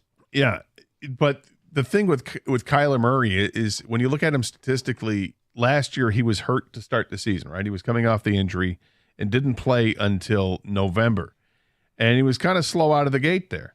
But the last 2 games he played last season, they beat Philadelphia 35-31 on New Year's Eve. And he completed 80% of his passes and 3 touchdowns. The next game against Seattle, they lost 21-20, narrowly lost. He completed 73% of his passes, didn't throw an interception. It was a passer rating in the game of 110. Now you look at what he's done so far this year to start the season, where he's completed 68% of his passes and then 81% of his passes last week. Had the perfect rating last week of 158.3. He's an improved quarterback, and he's healthy. And for him, if he's healthy, maybe this is just, hey, remember me, NFL? There's a reason I was taken first overall. I've got all this talent in the world, and now I'm starting to realize it. You mentioned that he's finding his receivers now. He's had some talented players to work with in the past, and it didn't work out. Now he's got a guy as a rookie in Marvin Harrison Jr. He's got a pretty decent tight end in McBride. They've got a running game. It's kind of a well-rounded team here.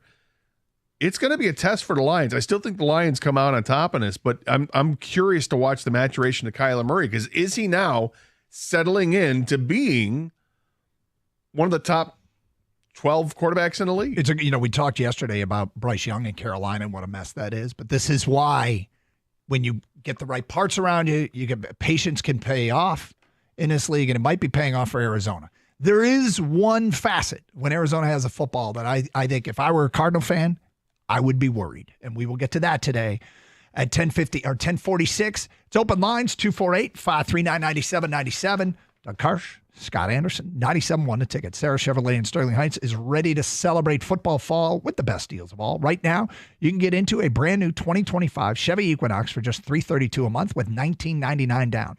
That's a 2-year lease on an Equinox LT front-wheel drive for just $332 a month. Unlock the savings with your GM employee discount and current lease in your household. Equinox is redesigned for 2025 on the exterior and features a bold new dashboard and double digital display. And Sarah has a huge selection on the ground to choose from, along with Blazers tracks and EVs, hundreds of them to choose from.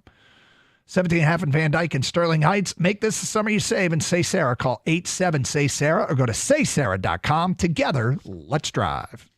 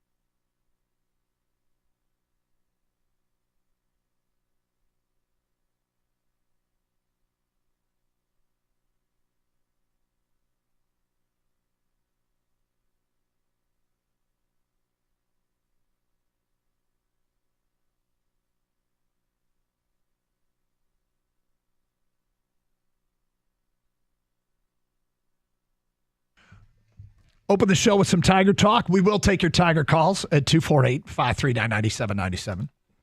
Your Tiger ticket text to the same number. You want to tweet us at DunGator971. Just a reminder, you can stream the show using the Odyssey app. Download it for your mobile device today. AUDACY. Also streaming through our website, 971theticket.com. Streaming with video, go to twitch.tv, search up 971 The Ticket, and bang, there we are. Hello. Twitch crowd, bang, yes. Bang. Bang. Bang. And you can participate in the streaming chat there with the fine group of lunatics that are there on a daily basis. Same thing with youtube.com. Hello, YouTube. Go to youtube.com, and you can watch the show that way as well. All right, so we were just talking about where the Lions, if I were a Cardinal fan, what would concern me? And I still, Arizona's hoping their offensive line can handle the Lions' defensive front. It's a great thing to have a great pass rush. I mean, Aiden Hutchinson getting a ton of love, although somehow didn't win Defensive Player of the Week with a 4.5 sack performance. But, yeah, I mean, up front, can a 35-year-old Calvin Beachum handle Aiden Hutchinson? You know, one of their tackles. Can they've liked what they've seen from their offensive line so far. But this feels like the battle for Detroit to win this game that they have to win. Now, the good news is you can sit here and say, oh, Kyler Murray's tough to bring down. You know who's tough to bring down? Baker Mayfield. And they got to Baker Mayfield. Murray might be even slippery. He's tougher. But they got the experience from a week ago. Yeah, it's really no different, right? It's, hey, stay in your rush lanes, win your one-on-one battles. And the thing about Hutch now, Hutch is going to be dealing with, we saw him beat double teams last week where, you know, the tight end would chip him and then he'd take on a tackle and he'd still get a sack. So now he might have to deal with the tight end and the chip and the running back coming over and hitting him and the tackle waiting for him. Well, and let's just face it, though, it's a better tackle this week than what he's faced the first 2 weeks. I mean, it beats him at 35. We'll see. I'm not saying he's going to shut him down. I think Hutch will get there. But I'm not expecting a 4.5 sack performance, the dominating performance like we saw last week. But I think Hutchinson can get there. The question is, will he have company? Will the other guys play along and join in on the fun? And it looks like Unzarika just missed a couple of chances. He's probably, damn it, I wanted one. But these guys will have an opportunity for sure on Sunday to get home.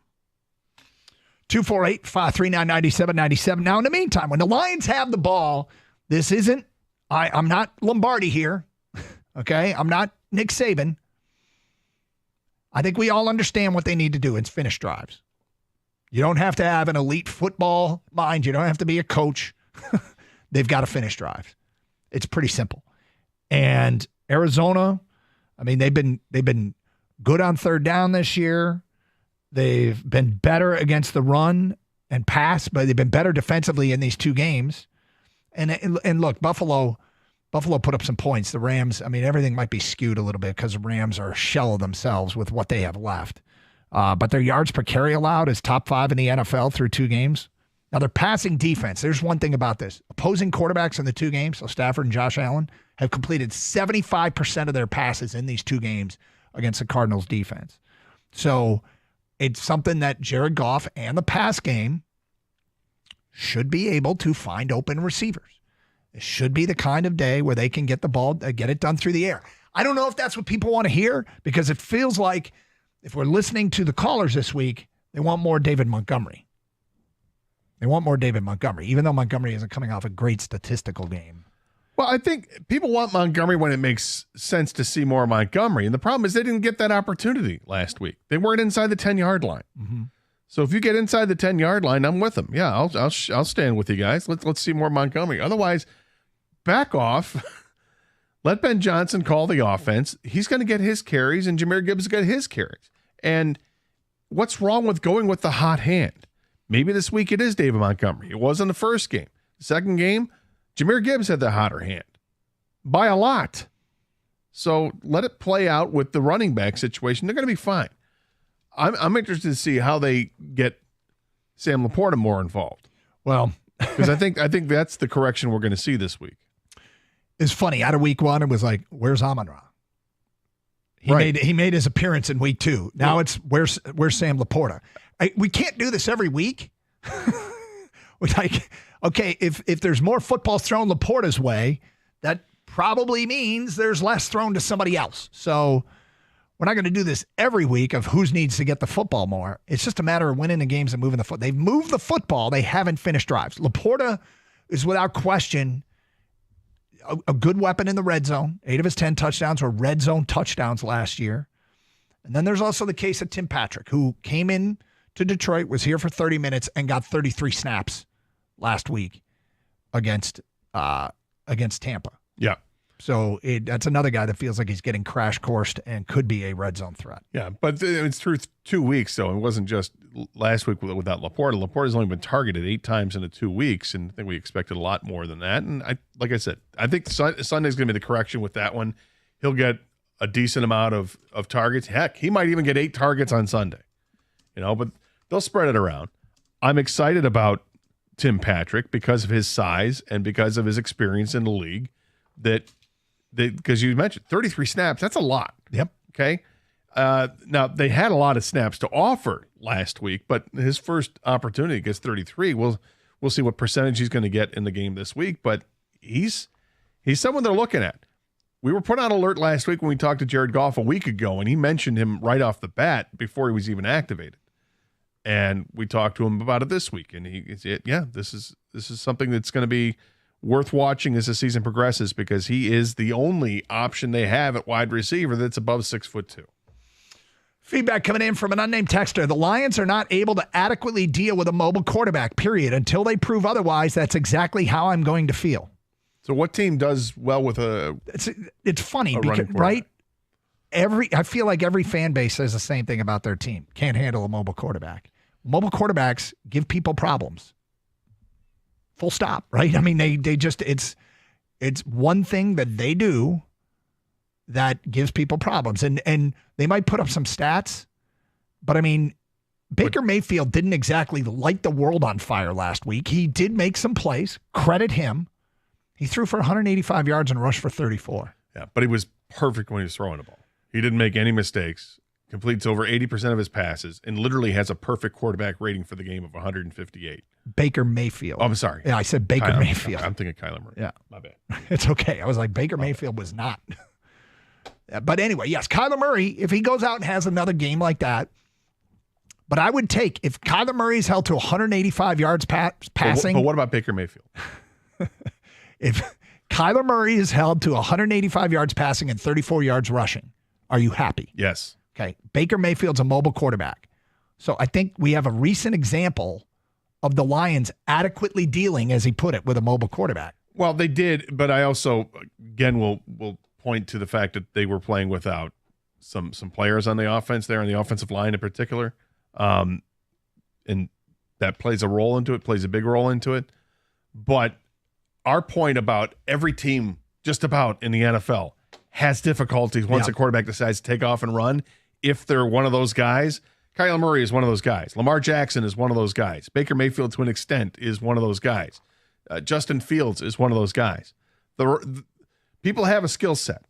And when the play breaks down, it's time for them to take off and go, you're going to have problems. It's frustrating because you feel like when the quarterback has to scramble, you are in the process of winning the down, and then the quarterback makes you lose it. And I get the frustration with it, but that's what running quarterbacks do.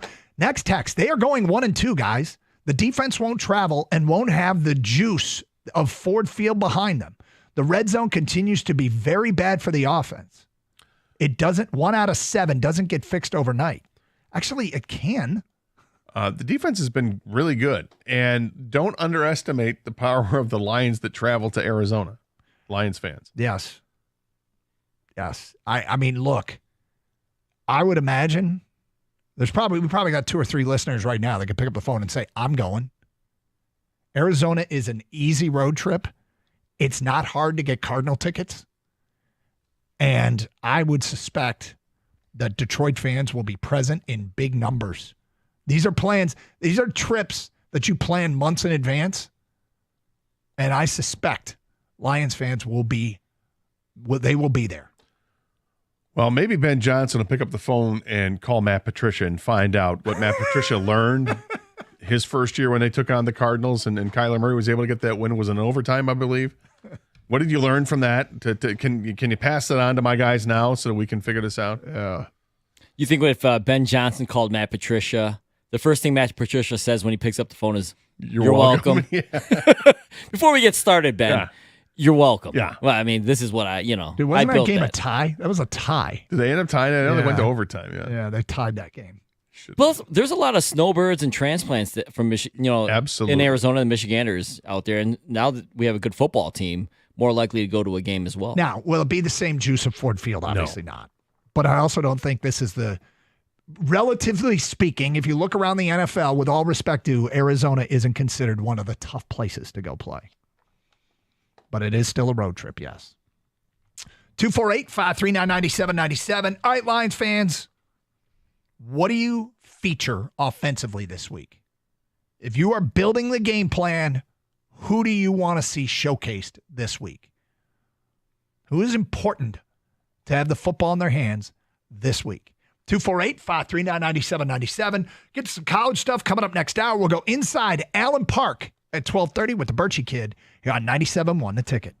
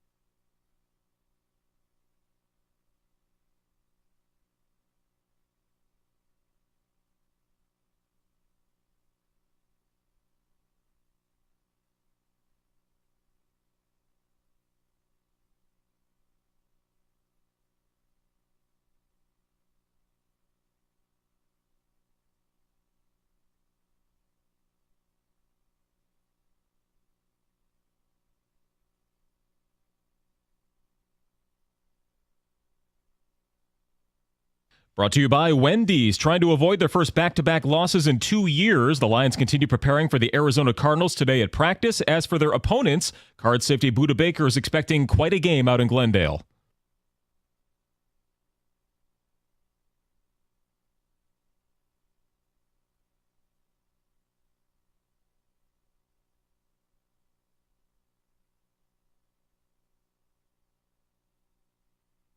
Detroit is favored on the road. They have a recent history of bouncing back from losses and winning going away the following week as well. Alex Anzalone, a question mark for Sunday after being placed in the concussion protocol this week. Dan Campbell set to talk in about 15 minutes with the latest updates from Allen Park.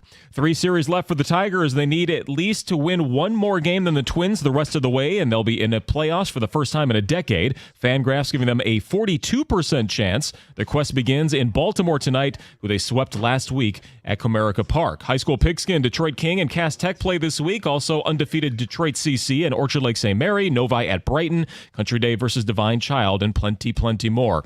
Up a level, Michigan coverage will start over on WWJ at 12:30 tomorrow for their home game against USC. Doug and John's call set for 3:30 from the Big House. There's also a top 25 Big Ten game tonight. Number 22 Nebraska with Dylan Raiola hosting number 24 Illinois at 8 p.m. Both teams are 3-0. From the Corewell Health Sports Desk, I'm Chris Villar. For more, go to 97.1 The Ticket and Odyssey.com.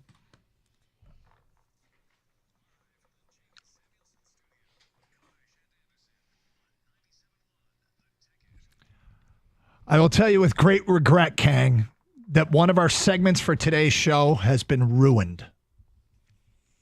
It's been ruined. That's a strong word, Doug. Ruined? Yes. I was so excited because on Gator's show sheet today, under the Michigan-USC preview. Oh, hold on. Because I during the break, I said to you, I think I totally butchered this. And this is why it's ruined, because I recognized my mistake before you guys got a chance to make fun of me. Yes. So now we can set it up, because now you know that I totally was going to butcher the name. We were so excited Yes, to get to this. We had big hopes for this. But no, I figured it out in time. He did figure it out in time. As it pertains to the Michigan game against USC Saturday, the Trojans come to town with a quarterback by the name of Miller Moss. Miller Moss, household name. Gator, in his preview, wrote the following. Is Mason Mills for real? Seriously, that name can't be real, right? No, in fact, it's not. We read that. We're like, what? We're like, is he referring to Miller Moss? Yeah. And is he actually questioning if the name Mason Mills is for real? Because the answer's no. Yeah, it's not right? for real. Exactly. Wait, maybe he quarterbacks Wake Forest, Gator. Or West Virginia. Oh, touche. I'm taking shots because of the Costa stuff earlier. That's great. But I got it. I got it ahead of time. I totally screwed that up, and I caught my mess up. You did before we addressed it on the air, so I'm good. How'd you catch your mess what up? made by you the way? catch it? Yeah. Because Doug and I were talking about high school football during a commercial break, and Doug mentioned a name, and he said, yes, that's his real name. And it jogged my memory, and like, oh, well, the whole Miller Moss thing. And I'm like, wait a minute, did I put Mason Moss? And you're like, no. And then you you put Mason and he started Moss. laughing. He goes, no, in fact, we're going to make a bit out of it because you butchered it even worse than that. Where the hell did Mason Mills come from? I don't know. I wasn't even watching, the Rocky Balboa movie, Mason the Lion Dixon. It's not from that. I don't know. I can laugh hysterically now, but the truth is we do this on a regular basis. Yeah. You get names, you get wires crossed, you get next thing you know, you got Mason Mills taking a snap. Look, and it was this morning at 8:45. I don't know what was going on. Yeah. Anyway, the whole we can't have quite as much fun. He's like, Marshall Mathers is the quarterback of USC, guys. Is this weird? Meek Mill. Back to pass. But Miller Moss is kind of made up, isn't it? Well, Mason Mills is. All right. Yes, but again, we've gone past that. No fun with that. Miller Moss. Ah, my disappointment. Different Eminem. Yeah. It's all right. Funny, but unfortunately, Gator caught his mistake. Yeah. It's okay. Well, I'm glad you caught it. Yes. For your sake. Oh, my. Well, it's like making a mistake before you go into the commercial break. You need to It's have the it worst corrected thing. you. Yesterday, I totally butchered what the red bandana game was for. And did we get some notification on what it was for, Kang? Oh, yeah. Oh, yeah. But you got it right. We corrected it. We did correct. Well, I got it right after I got corrected. Yes. Yeah. So I shouldn't. No, I should, because you'd make fun of me. All right, let's get back to your open line calls. 248-539-9797. Herb, you're on 97.1 The Ticket. What's up, Herb? How's it going, guys? It's going great. Called in on two things. First, Doug, I don't know if you think that's an easy road trip, but that drive from Detroit to Phoenix is rough, man. It's rough. I live out here in Phoenix now, and I've done that trip like probably 3 times, and I do not want to ever do that again. Well, since they've invented these aeroplanes, things have gotten easier to get there. Yeah, we're going with like a group of 8 of us to the game on Sunday, and they do travel well, the Lions fans. We went out to LA and watched a Chargers game last year, and it was crazy leaving the game. Like, I could not believe all the Lions fans heading out and just chanting, and it was like a huge party in LA of Lions fans. It was pretty cool to see. Yeah, it's really neat what's happened here and how people have gotten behind this team, and look, the unprecedented enthusiasm, like the reason I brought up, by the way, that these trips are made way ahead of time is because, like last week's loss, nobody's canceling their trip to Arizona because of last week's loss. If you are, I mean, I guess there might be a few. So people bought the tickets, plan the road trip. I think there'll be a sizable presence Sunday. And the second thing, I'd like to see him feature Montgomery more, at least give him the ball at least 20 times. I feel like that guy, they just beat the hell out of everybody with the offensive line, and he run in between the tackles and wear him down and opens up everything for everybody. Well, there's something to be said for this guy's effectiveness. It's wild that, I mean, that the memories of week 1 carried over to this week, because he didn't have a great game last week. I mean, he had a good run inside the 10, which is maybe why people wanted to see more of him, is because they didn't finish drives once they got into the red zone. But I mean, I'm not going to argue with you. The thing is, they've got so many weapons. I have a feeling if we want to, after every game this year, whether they win or lose, even after wins though, we're going to go, we could play but where was blank card, because of there's a lot of weapons on offense, and not everybody's going to be featured in every game. But who do you want to see featured in this game is our question at 248-539-9797. For me, it's more of a number than it is a player. I want 30 runs at least. I want the running game to have at least 30 carries. Mm-hmm. I don't care how they split it up, because I trust Ben Johnson. They'll split it up the way they need to split it up. But if they carry the ball 30 times, this team's going to be controlling the game. I mean, I guess if you look at, if the first 2 weeks matter, and I don't know how much they do, it's maybe too early in the season to like look at these things and say they matter. But remember, Arizona last year was one of the worst pass rush teams of the NFL. They only had 33 sacks. They weren't able to pressure quarterbacks effectively. And they're allowing 8.3 yards per attempt through 2 weeks, which is 31st in the NFL. Their rush defense has actually been top 5 in yards per carry, which is, I think, a very important metric. And so, is this another game where, as much as we can sit here and say, run the football, because the Lions, very attractive way to win games and they're capable of doing it, if these stats matter at all, and I'm not sure that they do, it might be too early, it might be another game where that defense is vulnerable to the pass. Now, they sacked Matthew Stafford 5 times last week, Arizona. Mm-hmm. And what they're hoping out there is that it's truly indicative of a better pass rush. That's what they're hoping. Well, they got to Stafford 5 times. The Lions didn't, if I'm not mistaken, right? We'll have to look. And see. I think they got to him a couple times. And then the talk after the game was how quickly Stafford got the ball out of his hands, that there was no way the Lions could get there because the ball was gone within, by 2.2 seconds he was releasing it. Arizona found a way to get there. Now, maybe it was simply because both of the wide receivers for the Rams were done. That the whole offensive line was done. So who's he have left to throw to that he can trust? He's going to have to wait a bit longer for those guys to get open, and then wham, he's on his back. I don't know. I do think that Dan Campbell pays very close attention to statistical, not anomalies, but statistical trends. Yep. And when they develop their game plan, as they should. And so you bringing this up is interesting, but it is only 2 games into the season. It is only 2 games. So, and you couple that with what the Lions can do, and for me, I'm still going to stand by it. I think there's great logic with what you have to say. Maybe it's more of a gut feeling now than anything else. Well, but I want to see at least 30 carries for this football. Running the football is such an effect. When you can do it, it's a really effective way to win games. I mean, it just is. This is a passing league still. And so I feel like people were upset that last weekend they came out passing to establish the run. They had admitted as much. Dan Campbell said he wasn't going to apologize for it. And I'm not sure it's not the same game plan against this defense this week. Now, if I'm going to feature somebody in the passing game, I don't know if I force feed the ball to Laporta. I think Laporta becomes maybe a more primary target in the red zone. And look, Goff told us Laporta was a target in the red zone, and Tampa schemed up to take him away. And they did call plays for Sam Laporta, or at least a play for Sam Laporta in the red zone. And whatever Tampa did defensively, it wasn't there.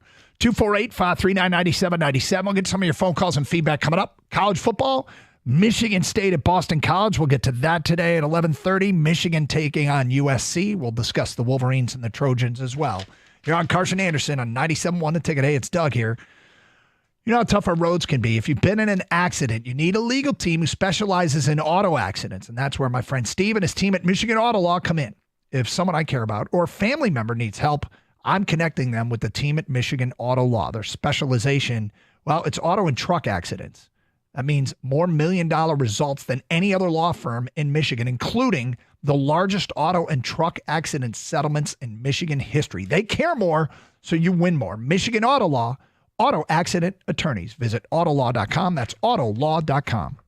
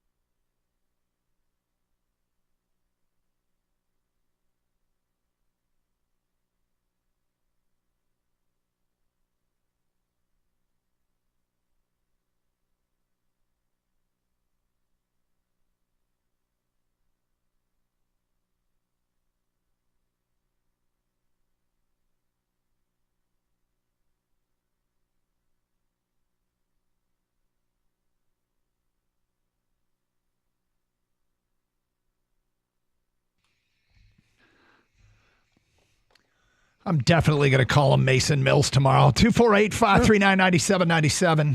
You're welcome. SOB. Let's go to Mike. You're on 97.1 A Ticket. What's up, Mike?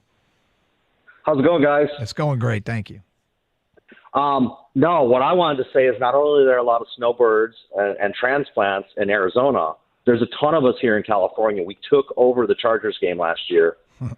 I'm literally planning the trip right now because these are the second cheapest tickets on their schedule still. This Arizona game? Yeah. Yeah, and I'm 5 hours away. And I know a lot of people from California. We're gonna take over the stadium. It's gonna be a home game.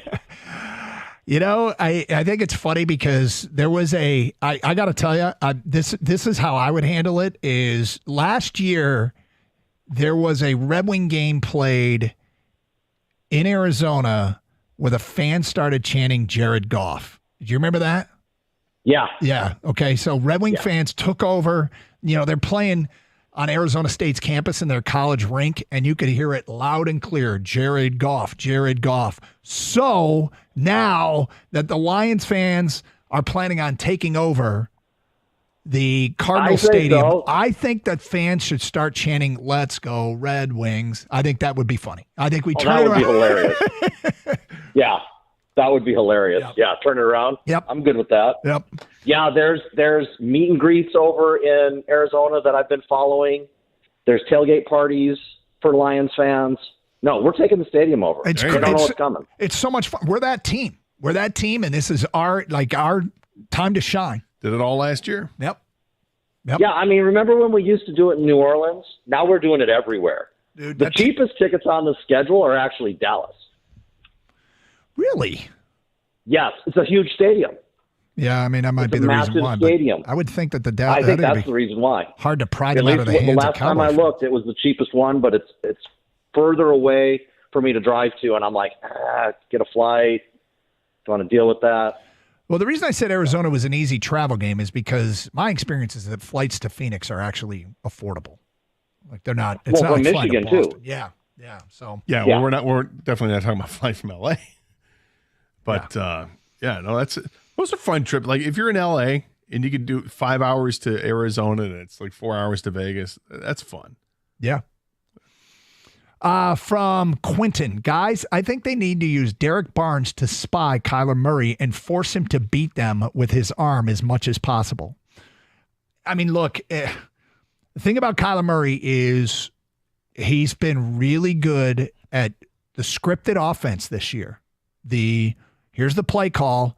That's the defense. Here's where I should go with the football, hit the back step of my drop, and deliver an accurate throw to the proper person. And that's the thing that might have allowed him to take the next step. He's got to do it over the course of a season, of course. But early on here, they are pleased with Kyler Murray's ability to move the football through the air as the offense is designed. And, oh, by the way, he is still an absolute artiste when it comes to scrambling and making things up. Yeah, I don't know if they implement a spy, but if you were to do something like that, I think Brian Branch is the guy I'd want. Because I don't know if Barnes can. Well, I don't even know if Brian Branch could do it. I think spy's been brought up so many times before with running quarterbacks, right? And I think all defensive coordinators go, yeah, we have a spy, but you know how hard it is to tackle a guy by yourself? Like a guy like that, Kyler Murray or Lamar Jackson, whoever's mobile. Because I know you asked the question, Doug, who do you want to feature? My eyes, I don't want to feature Kyler Murray, but that's where my eyes are. If they can contain Kyler Murray, and I'm telling myself this because there's going to be times in this game where he's going to get away from a sack. He just is. And that's like the most frustrating thing for me as a fan to watch is you have a guy dead to rights, he gets away, and then he makes a play. Like, but that's just keep in the pocket. Yeah. It's easier said than done. Easy to do, right? Yeah, and one of those passes, I know he's been hitting the back foot and hitting his targets, Doug, but one of the touchdowns he threw last week was he got away from like 3 sacks, potential sacks, went to his left, threw basically a walk-away touchdown pass in the back of the end zone. And that was a broken play. Marvin Harrison Jr. said this week, goes, I got to keep running my routes because I know Kyler, he doesn't go down easy. Yeah, that was the touchdown to Higgins, the tight end, right? The one that he broke all the tackles. And yes, I mean, that's a big part of what they need to do. The play is not dead, and that's Marvin Harrison. When you're in the scramble drill, when you're deep, come back. When you're shallow, go deep. Like that's That's something that you have to be able to do with Kyler Murray. Next text from Adam at work. As long as the defense doesn't take a step back, I'm confident the D-line will get home, and the offense cleans up the red zone issue. Lions by 10. Go Lions. The Honolulu Blue Wall is way overconfident about this game and this team. Arizona is every bit as dangerous as Tampa. Look what they did to the Rams. The Rams team, the Lions got lucky against. Got lucky against? Did the Lions get lucky against the Rams? Is that because there were some injuries? Is that why? I think maybe some people think they were a coin toss away from losing that game. That could be the luck factor. And here's the other thing. When he says Arizona is every bit as dangerous as Tampa, Tampa's offense didn't kill Detroit. No. Let's go over these numbers. Would you take these numbers tomorrow against Arizona? Let's not overstate what Tampa did offensively. If you hold Kyler Murray to less than 200 yards passing and less than 35 yards rushing, is that a win for Detroit? If you hold their running backs to 22 and 18 yards rushing, is that a win for Detroit? I mean, the Tampa offense did just enough. They won the game because Detroit couldn't put the ball in the end zone. So when you say Arizona is every bit as dangerous as Tampa, okay, cool.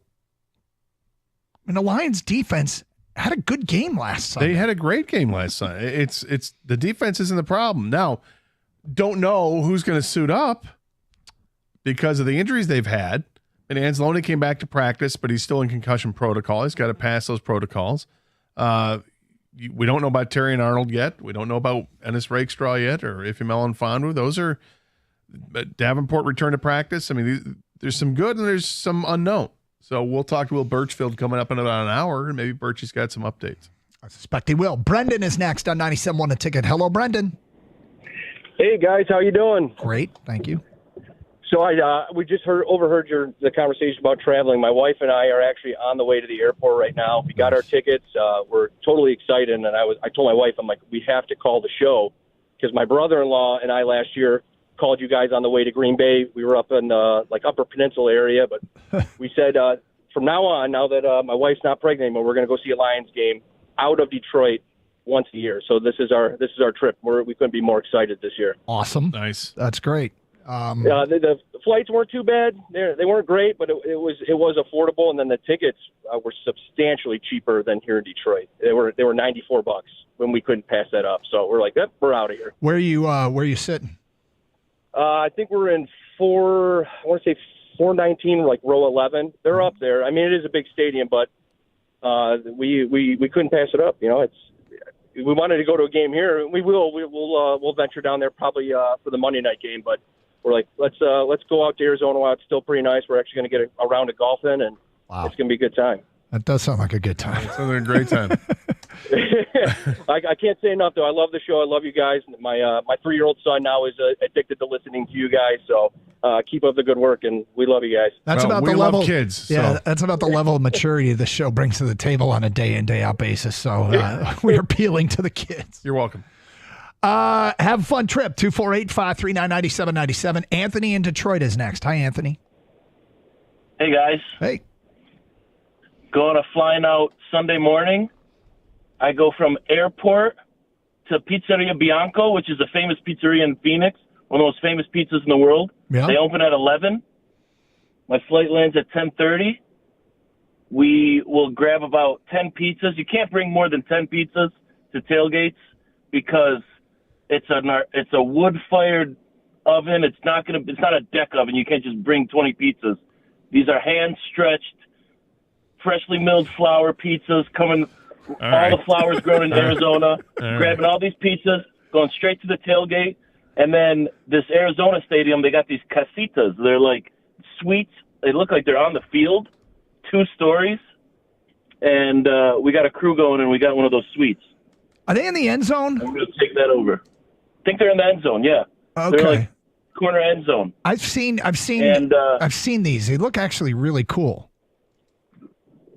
They do look cool. I mean, and then I envision a game similar to the Chargers game last year where last team to score is going to win. 30 points a team. It's going to be a high-scoring game. It could They're not going to be. be able to stop Kyler Murray. They got to outscore him. I thought last week was going to be a high-scoring game, and I'm looking at this week, and I'm thinking the same thing. I was wrong last week, so I'm holding off, but I could totally see a high-scoring game. I'm not playing the over, and if I bet it this week. No? No, I am not. I did last week, and it was emphatically under. Oh. 248-539-9797. More of your phone calls and feedback coming up. Michigan State, Boston College. We will get to the Spartans and the Eagles coming up. Michigan-USC talk a little bit later. 97-1 the ticket. So if you need new garage doors, I'm telling you, there's only one company to call. It's Precision Garage Door. They know everything about garage doors. They've got a ton of different doors to choose from. And in fact, if you call them right now, they're going to schedule immediately wherever it works for you, because you can schedule your appointment on their website for a time that's going to work for your schedule. And if you call them, well, all calls are answered 24/7. Give them a call at 1-800-DOOR-REPAIR. But when I called them and they came out, John, Jeff, the whole crew, they were awesome and easy to work through, went through the entire process, so I felt comfortable with it, and I definitely felt comfortable with it. That's why I'm talking to you folks about it as well. Garage doors, call Precision Garage Door. They're available on weekends at no extra charge, and if you mention 97-1 the ticket, they're going to waive your service fee. That's awesome. Give them a call today, 1-800-DOOR-REPAIR, or like I said, go on the web and schedule that appointment at precisiondoormi.com.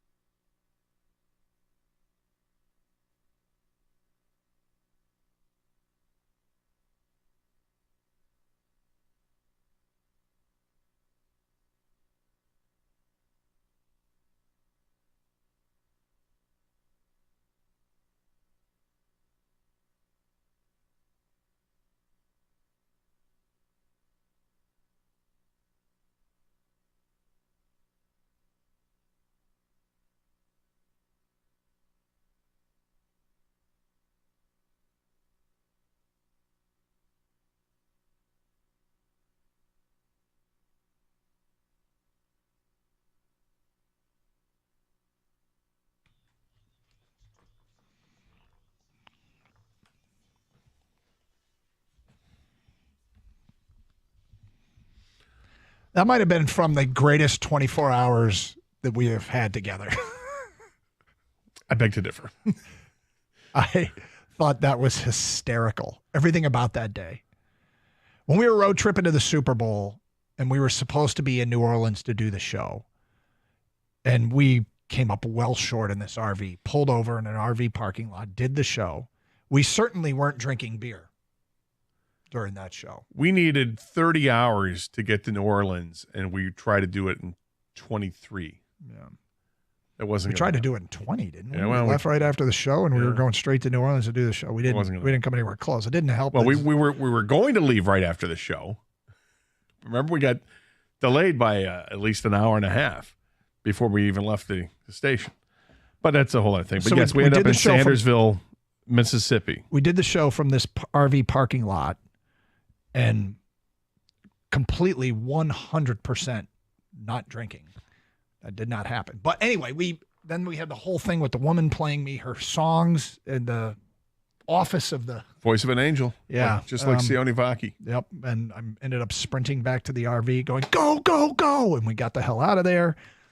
Then we stopped in downtown Sandersville to get barbecue and just found a random barbecue spot. And the guy working the smoker was wearing an Antonio Gates Kent State football jersey. Yes. So random. And we were so excited to see the jersey. And he was like, Right. We yelled something at him about Antonio Gates. He just kept walking. He was like, I don't know who you are. what the hell are you guys talking And about? then we walk into the place, and so you were. Did they? I'm assuming they had barbecue chicken. I don't they had remember, but bird. they must have had some They kind had of bird bird, there. yeah.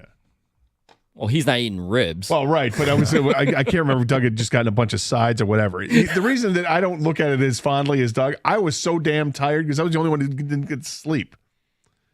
Evan was sick, so he was knocked out by medication. Like an hour and a half into the trip, he was asleep. Doug got to sleep in the back where there was a bed given. There was hardly any space on that bed, but it was enough for It was him. filled with radio equipment. Yeah, enough for him to carve out his little space. And so he was out, and I'm left in the seating area, the banquette, trying to sleep on a 4-foot banquette that's not going to support my 6-foot body. So I'm just trying to sleep like I used to do in class. Curled up. Yeah, just kind of put my head out. I couldn't do it. So I got no sleep until we stopped for breakfast, and then got a hold of Jimmy to let him know we're going to be late. We're not And going to then make it. we switched spots, and I got like 60 minutes of sleep in that on that bed. So I don't look at that as fondly as you. I look at it very fond. I was so damn tired. The good old days. That was a wild trip. Absolutely wild trip. Yeah, good trip for Doug. Wait, isn't the Super Bowl in New Orleans again this year? It is. Retap?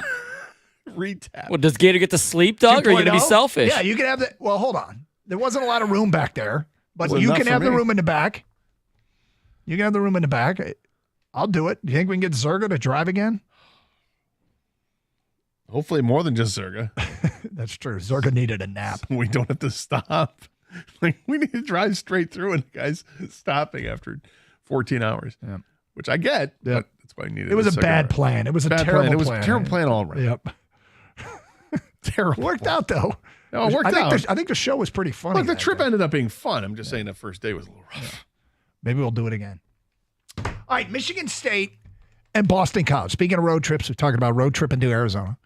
Spartan fans that are road tripping to Boston. Good trip. Nice little campus, BC. Interesting little stadium, too, and I would describe it as rather little, although I don't know what it actually sits. But the last time, Gator, here's a little-known fact, and probably one that people, whether they care about or not. Last time, do you remember the last time Boston College played Michigan State? I do not. It was in the Champs Sports Bowl. And what's funny about it is it matched two future longtime NFL quarterbacks, Brian Hoyer versus Matt Ryan, in the Champs Sports Bowl in Orlando. Now, here's what's crazy about that.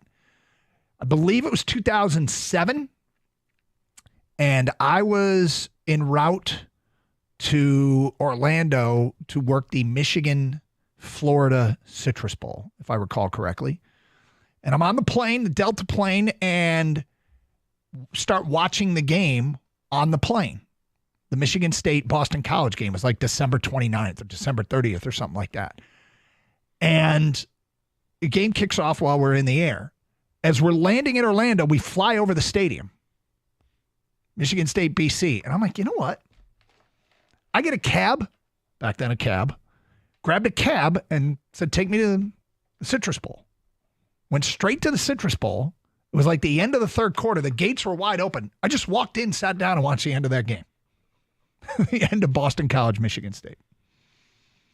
So I was at the last time these two teams played. I thought you did that for the Michigan State-Florida game. I did the Michigan State-Florida game.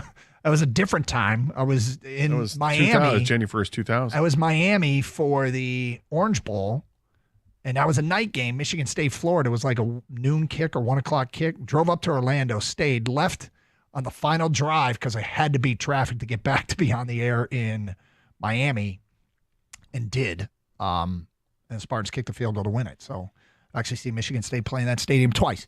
But I think this is going to be a real interesting test of Michigan State's run defense. Well, it will be. Boston College is 2-1 on the year, but their quarterback is one of these dual threat quarterbacks. We talk about Kyler Murray and Thomas Castellanos is not Kyler Murray, but he is very elusive. And so far as a passer, he's been pretty efficient too. 65% completion percentage, 9 touchdowns to just 2 interceptions.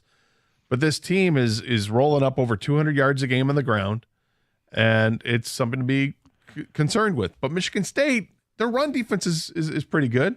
They got guys up front, a lot of beef up front that should be able to handle that.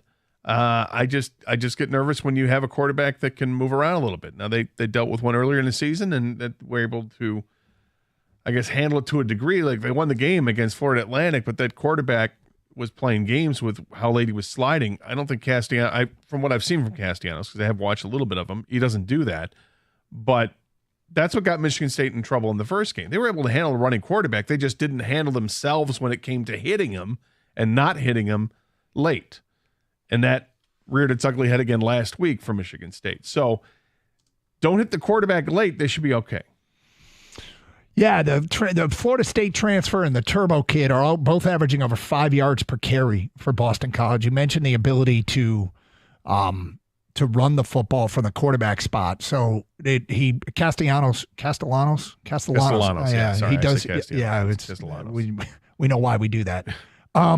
He does present problems. But Michigan State, their rushing attack can present problems for others as well. Are you happy with the offensive line? I know that has been a concern for Spartans. It's a work in progress, and I think that they've improved. We'll see how they. Unfortunately for Michigan State, as much as they improved, they take a step back because of injuries, and this is the second straight offensive lineman that they've lost. I think both right guard positions. So it's next man up. They're going to have to step in there, but it is a concern going into this week because of the injuries and catastrophic injuries. These players gone for the season with these terrible leg injuries. We talked about Michigan State improving in penalties committed going into their game last week, and they were 128th in the country in penalties committed.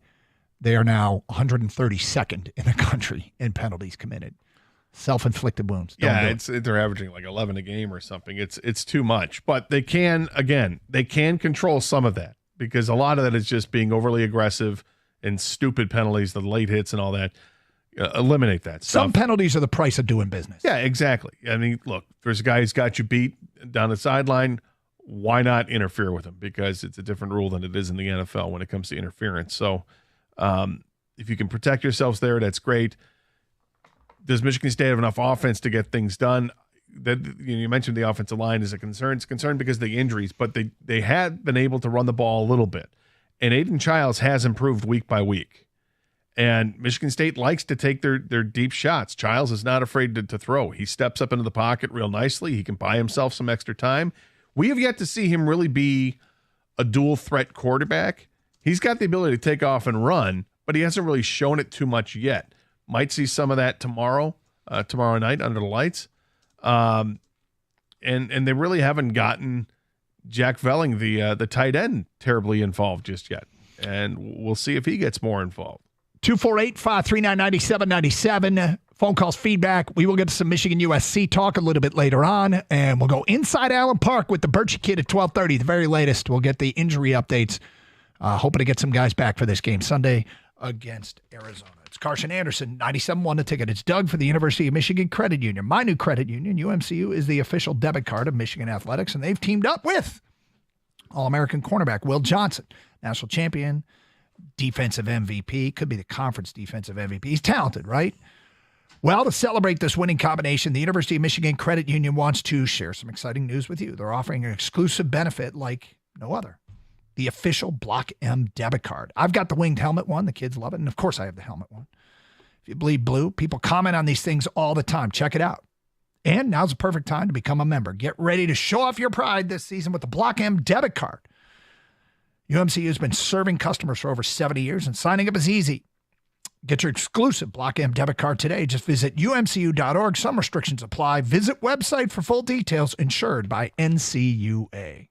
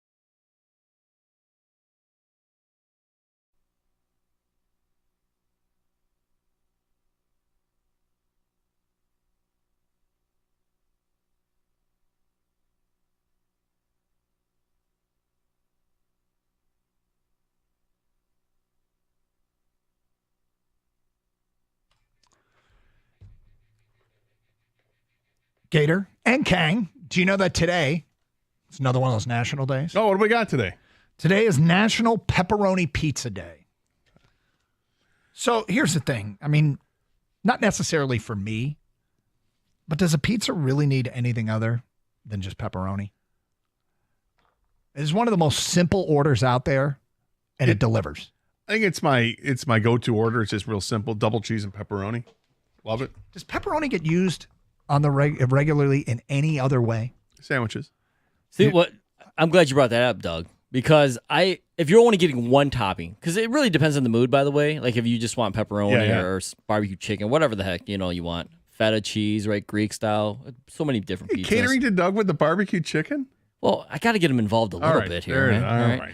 All right, but with that being said, if you only get one topping, I always think, all right, which topping should I get? And then I always just go back to pepperoni because, honestly, Gator, you don't use pepperoni in too many other things in life. Right, that's why I'm like, might as well just go with the pepperoni for the pizza. I was trying to think about where else I see pepperoni. You ever see him on a salad? No. I've seen pepperoni on a salad, but the closest is like antipasto with salami, right? Yeah, but it's not salami. pepperoni. Yeah, it's not. The pepperoni, I guess, like I said, it might be on a sub sandwich. You get the wider slice. It's not thick slice. It's just the bigger pieces. That they sliced up like salami, but it's pepperoni. Yeah, I see that. Occasionally, if you get if you go to get a cheesesteak, I think Lefties used to have it would have the option with like pepperoni. A pepperoni steak and cheese type thing. Yeah, it's delicious. I mean, pepperoni's delicious. Is pepperoni's existence based exclusively on its use on pizza? Yeah, if there were no pizza, there'd be no pepperoni. 98% of it. I mean, it's high. Yeah. That's why I get pepperoni on pizza. But it feels like the art has been perfected, though, right? When we were young, probably the most popular pizza, pepperoni pizza. Now that we're middle-aged, the most popular pizza, I would imagine, is pepperoni pizza. Yeah. Straight pepperoni pizza. So that's today's National Pepperoni Pizza Day, huh? I mean, it also depends on the type of pizza you get. Like Detroit style, like Buddy's or Louie's, or Jets, whatever, the square pizza. Pepperoni works with that. And it works with most of them, but I don't think it works as well with like Chicago style. Like Chicago style almost screams you have to have sausage because that's what Chicago style was based on. Do you like a thin crust with pepperoni? I do. I'm glad you brought up Detroit style as well because I will go bacon every now and then with Detroit style. But with the thin crust, pan crust, hand toss. I'm pepperoni on those for the most part. In a previous Doug life, when I used to eat a little bit more, you know what my go-to pizza order was? My favorite? Ham and onions. I love ham and onions. The ham and onions. I was if I had when I was working when I was a teenager and I got a job delivering pizzas. See, I used to be cool. I delivered pizzas for two different places, and one was Buscemi's and the other was Domino's. When I got a chance to make my own pizza, I would do pepperoni and ham and onion. Somebody just pointed out on Twitch, the thing about pepperoni is when they curl up and it's got like the grease in it. You hold the grease in. That's Delicious. a different style of pepperoni. That's the cup pepperoni. Yeah, right? Pepperoni cups. But even then, the grease I use if it's too much grease, you got to grab a paper towel or something and kind of pat it down a little bit. A buddy and I used to call it keg pizza. There used to be a place by our house. We'd go and get a slice, and it was square slices, but they were just the pepperoni cups would fill with the grease, and we'd take them off and we'd let it drip out. And if it had more than 5 drips, it was keg pizza. Of course, you had a system. Got to make it interesting. Plus, because you ate it there and it came fresh out of the oven, you needed to wait a little bit before you went for the pizza. So you would take the pepperonis off, eat those first, and then you could eat the pizza because it was just too hot. How often do you buy just a slice? Do you go to a place and get just a slice? Because I think when I was younger, getting just a slice of pizza was something, it felt like it happened regularly. And I don't know if I've done it in 20 years. It happened. It depends where if I'm like I was in Vegas. I think I got a slice when I was in Vegas. Did you? Yeah. Did not sit well. Really? So, yeah. Would you get it from a 7-Eleven? No, I got it. Did you get it from the guy handing out those flyers? I got no problem with that. And no, I did not get it. No, it was from some food court in food court sliced pizza. Well, one of the casinos. It was one of the casino food courts that had like a couple Bobby Flay places, whatever. And it had a Guy Fieri place, a Bobby Flay place, and then some pizza place that was not Sparrow, but something like that.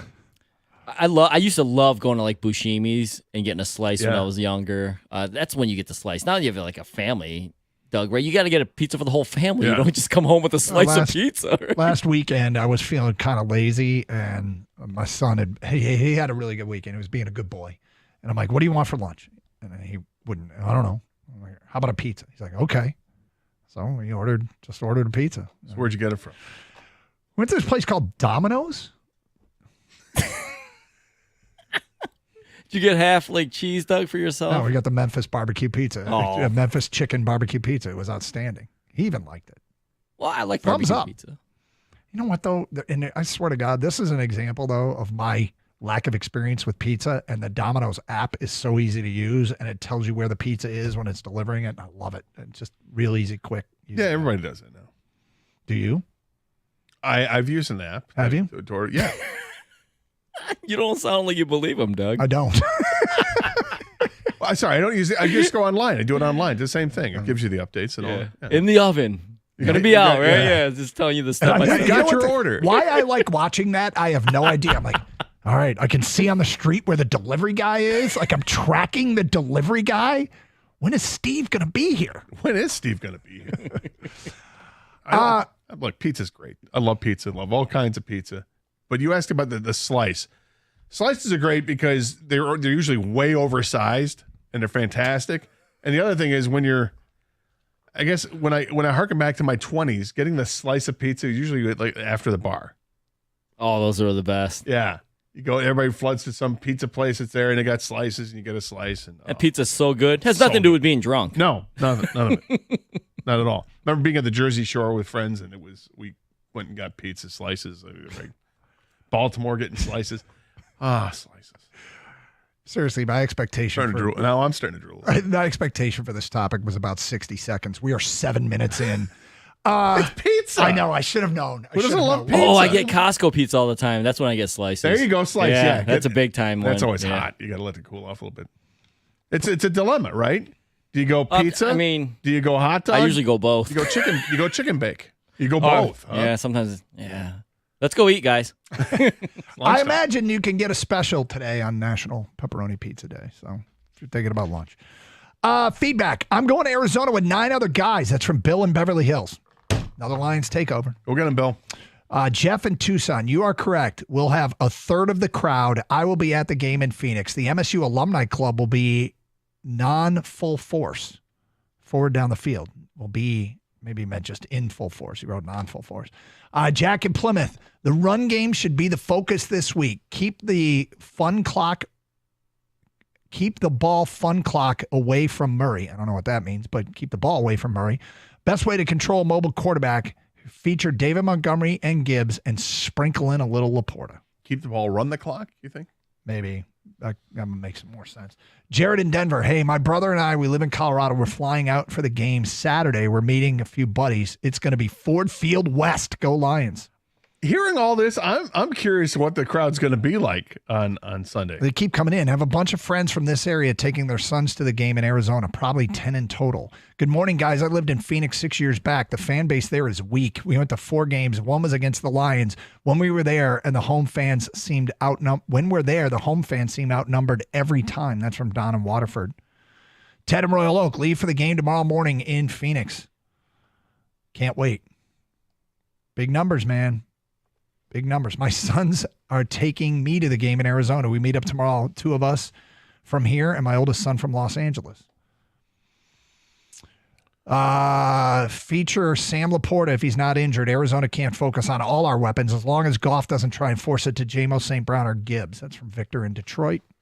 Get the ball to Jahmyr Gibbs. It's always going to be every week. He's one of the most explosive playmakers in the league. We need a minimum of 15-plus touches a week. How funny. My name really is Mason Mills. I'm dying listening to you guys ask if I am for real. Big fan of the show and go blue.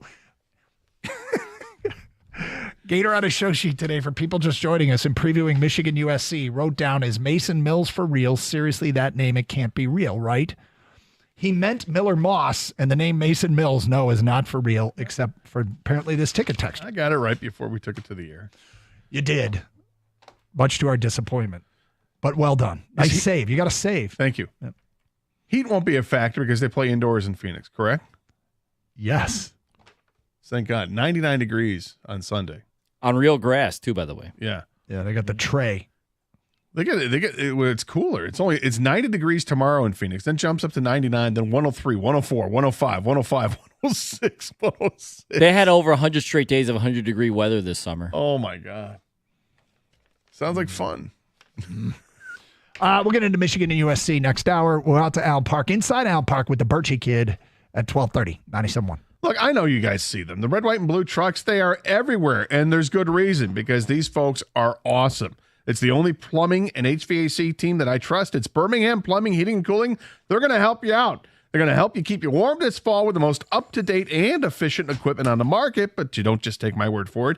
Go ahead, check out their A-plus rating from Better Business Bureau. Or how about some of their 5-star reviews they have on Google? So whether it's your furnace or your water heater, your boiler or water filtration, whatever it is, you can schedule an appointment online at birminghamplumbingco.com, just like I have. Birmingham Plumbing, Heating, and Cooling, your Metro Detroit boiler experts.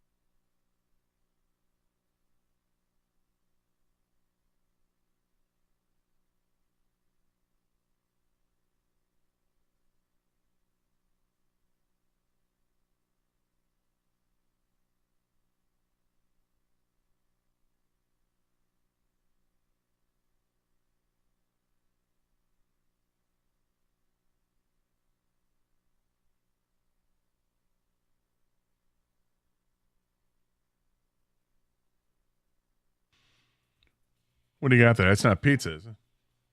No. Baby carrots That's definitely not and pizza. trail mix. That's a pathetic lunch. Absolutely pathetic. End of the week, you haven't hit the grocery store? Is that what's going on? Yep. No more leftovers? I do like the baby carrots. They have their place. Yeah. It's a snack, though. It's not a lunch. It's a snack. I know. So I make the lunches every morning. Used to be for 3 kids, my wife and myself. Now it's just 1 kid, my wife and myself. And we had enough for the son to have a proper lunch, but not enough for the wife and I. And I just, on my way out the door, apologized. I said, sorry, series of snacks today. That's all we're getting. So, All right. So tomorrow, Michigan and USC. Another one of these EA Sports video games, because you just haven't seen matchups like this. And it's like what you do on an EA Sports game, right? On-campus game between blue bloods. Just seeing helmets on the field together is special. We saw it with Texas. The build-up for that was great. By the way, the interactions that I was aware of, Michigan fans and Texas fans had a great Saturday. And certainly it turned out to be a better Saturday for Texas fans. Welcome any of our USC friends that have made their way into town for this one. Look forward to it. Lincoln Riley, hell of a coach, hell of an offensive coach. Hadn't really got it right defensively until maybe this year. This might be the year that they are better defensively. I mean, they've got an edge rusher, Lucas, number 6 up front. He can be a game wrecker. They're long. They can run up there. And if you look at LSU's got a first-round graded running back in Emory Jones Jr., and he rushed for 61 yards on 10 carries. And that was in a game that USC felt pretty good about the way they played defensively. 6.1 yards per carry is very healthy.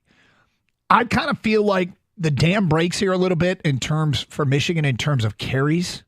I think you're going to see more of Khalil Mullings this week. And 10 yards of carry last week. And there's obviously a difference between Arkansas State and SC. But I get the sense with Alex Orji, when they keep saying, take care of the football, take care of the football, take care of the football. This might be Michigan saying the way that we are going to have to try to win games unless our offense gets going is the old school, we're going to run it. We're not going to take a lot of risks. We're going to punt and play defense and try and hold you to field goal attempts and win this game 17-16. And hope that the defense or special teams can set you up with a short field and you can take advantage of it. But we'll see. Alex Orji, apparently the number one thing is taking care of the football. And the crazy thing is all fall camp, Davis Warren didn't turn it over. He didn't turn it over. And then too many picks through 3 games. And yes, 6 interceptions. Yeah, yep. And I mean, the guy hadn't played football since like 2019. So it's. Did Michigan throw 6 interceptions all last year? I think JJ threw 5, if I recall correctly. And 3 of them came in one of the early games against Bowling Green. And the offense, the funny thing is the offense did sputter last year. It wasn't clicking on all cylinders at the beginning of the season a year ago. But I'm kind of wondering if they're like, okay, here's what we wanted to do. We wanted to run an offense similar to last year's. And with Davis, he wasn't turning it over. And we think we can do that. And they've decided to shift gears and go with Alex Orji. So now you've got a running quarterback. And whenever you do this, all right, are you going to be too one-dimensional to win games? Or teams, because you know what opponents are going to do. They're going to load the box and say, beat us through the air. And Alex is going to have to throw enough good passes in what's available in the pass game to either A, keep a defense honest, or B, burn them for overloading against the run. I ask you this about Michigan's offense. When Mullings is on the field, if you got Mullings and Orji, the way I look at it, I would think if I were an opposing defense, I would feel like there's a pretty good chance they're going to run the football. Probably more often than anyway, regardless who's back there. But with Mullings and Orji, like Mullings could lead block for Orji if necessary. Mm-hmm. Am I wrong to think that wouldn't be the same case if Donovan Edwards is there?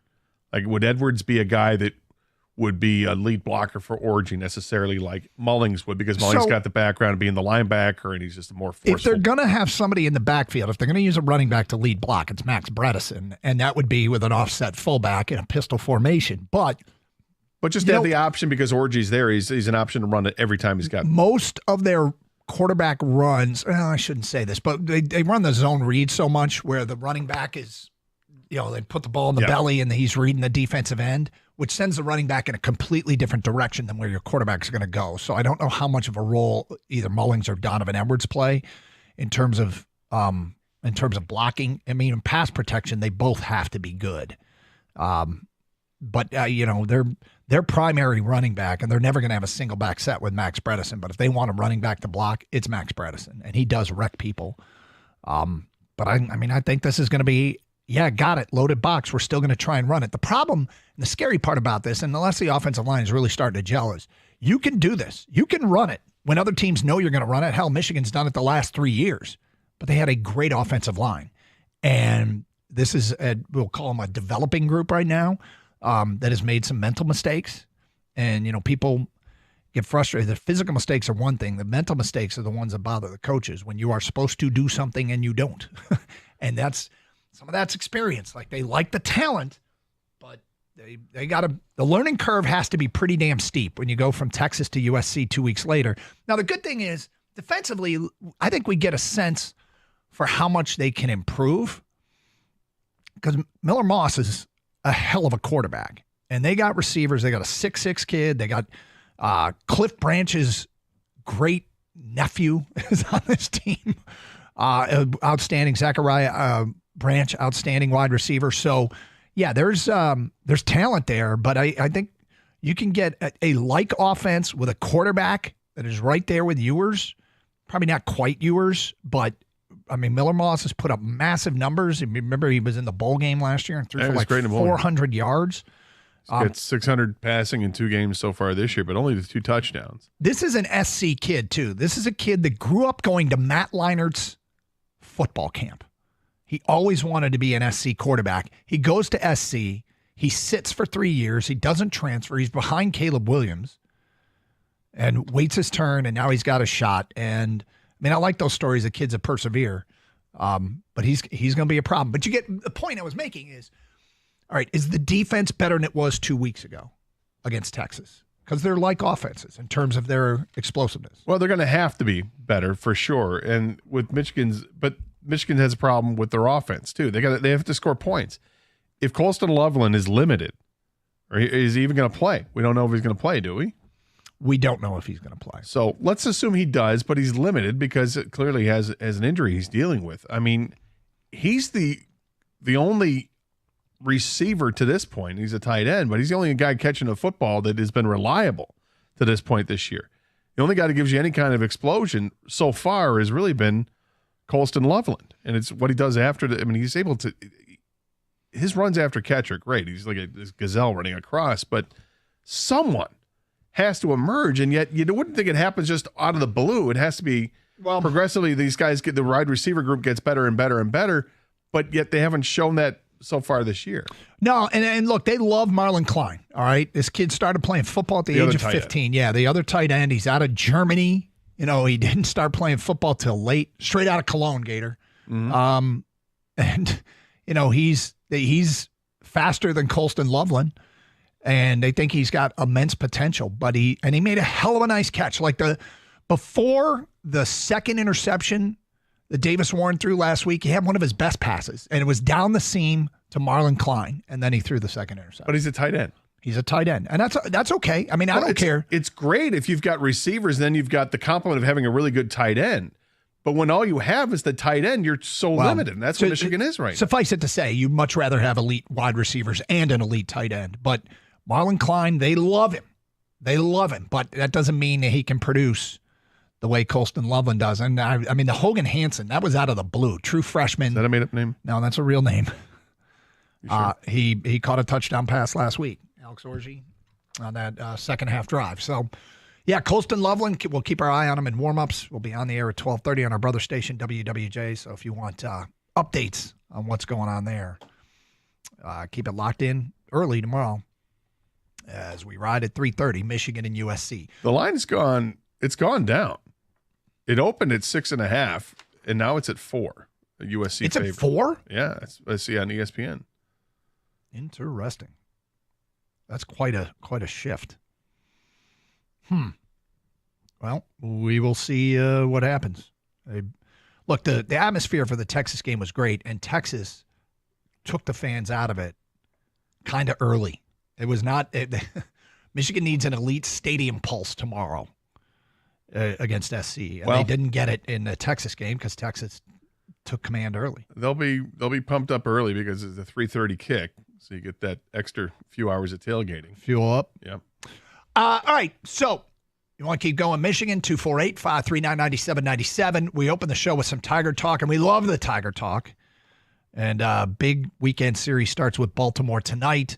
We go out to Allen Park for the latest injuries, what we see in practice inside Allen Park with the Birchie kid. We do it every Friday. Our Lions beat reporter on the scene. It's Carson Anderson here on 97.1 The Ticket. Hey, if you got a leaky foundation that's putting your home at risk, it's time to call Brickworks Property Restoration. They'll assess your foundation, pinpoint the source of the problem, and give you a custom solution to keep your home dry and safe. I get it. Unexpected repairs can be a hassle. Brickworks makes it easier with 0% financing for 12 months or low monthly payments to fit just about any budget. They're locally owned and operated. Don't wait. Visit brickworksmi.com. That's brickworksmi.com. Get a free quote. Free quote.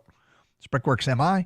Your experts in foundation repair, brick restoration, tuck pointing, chimney services, and more.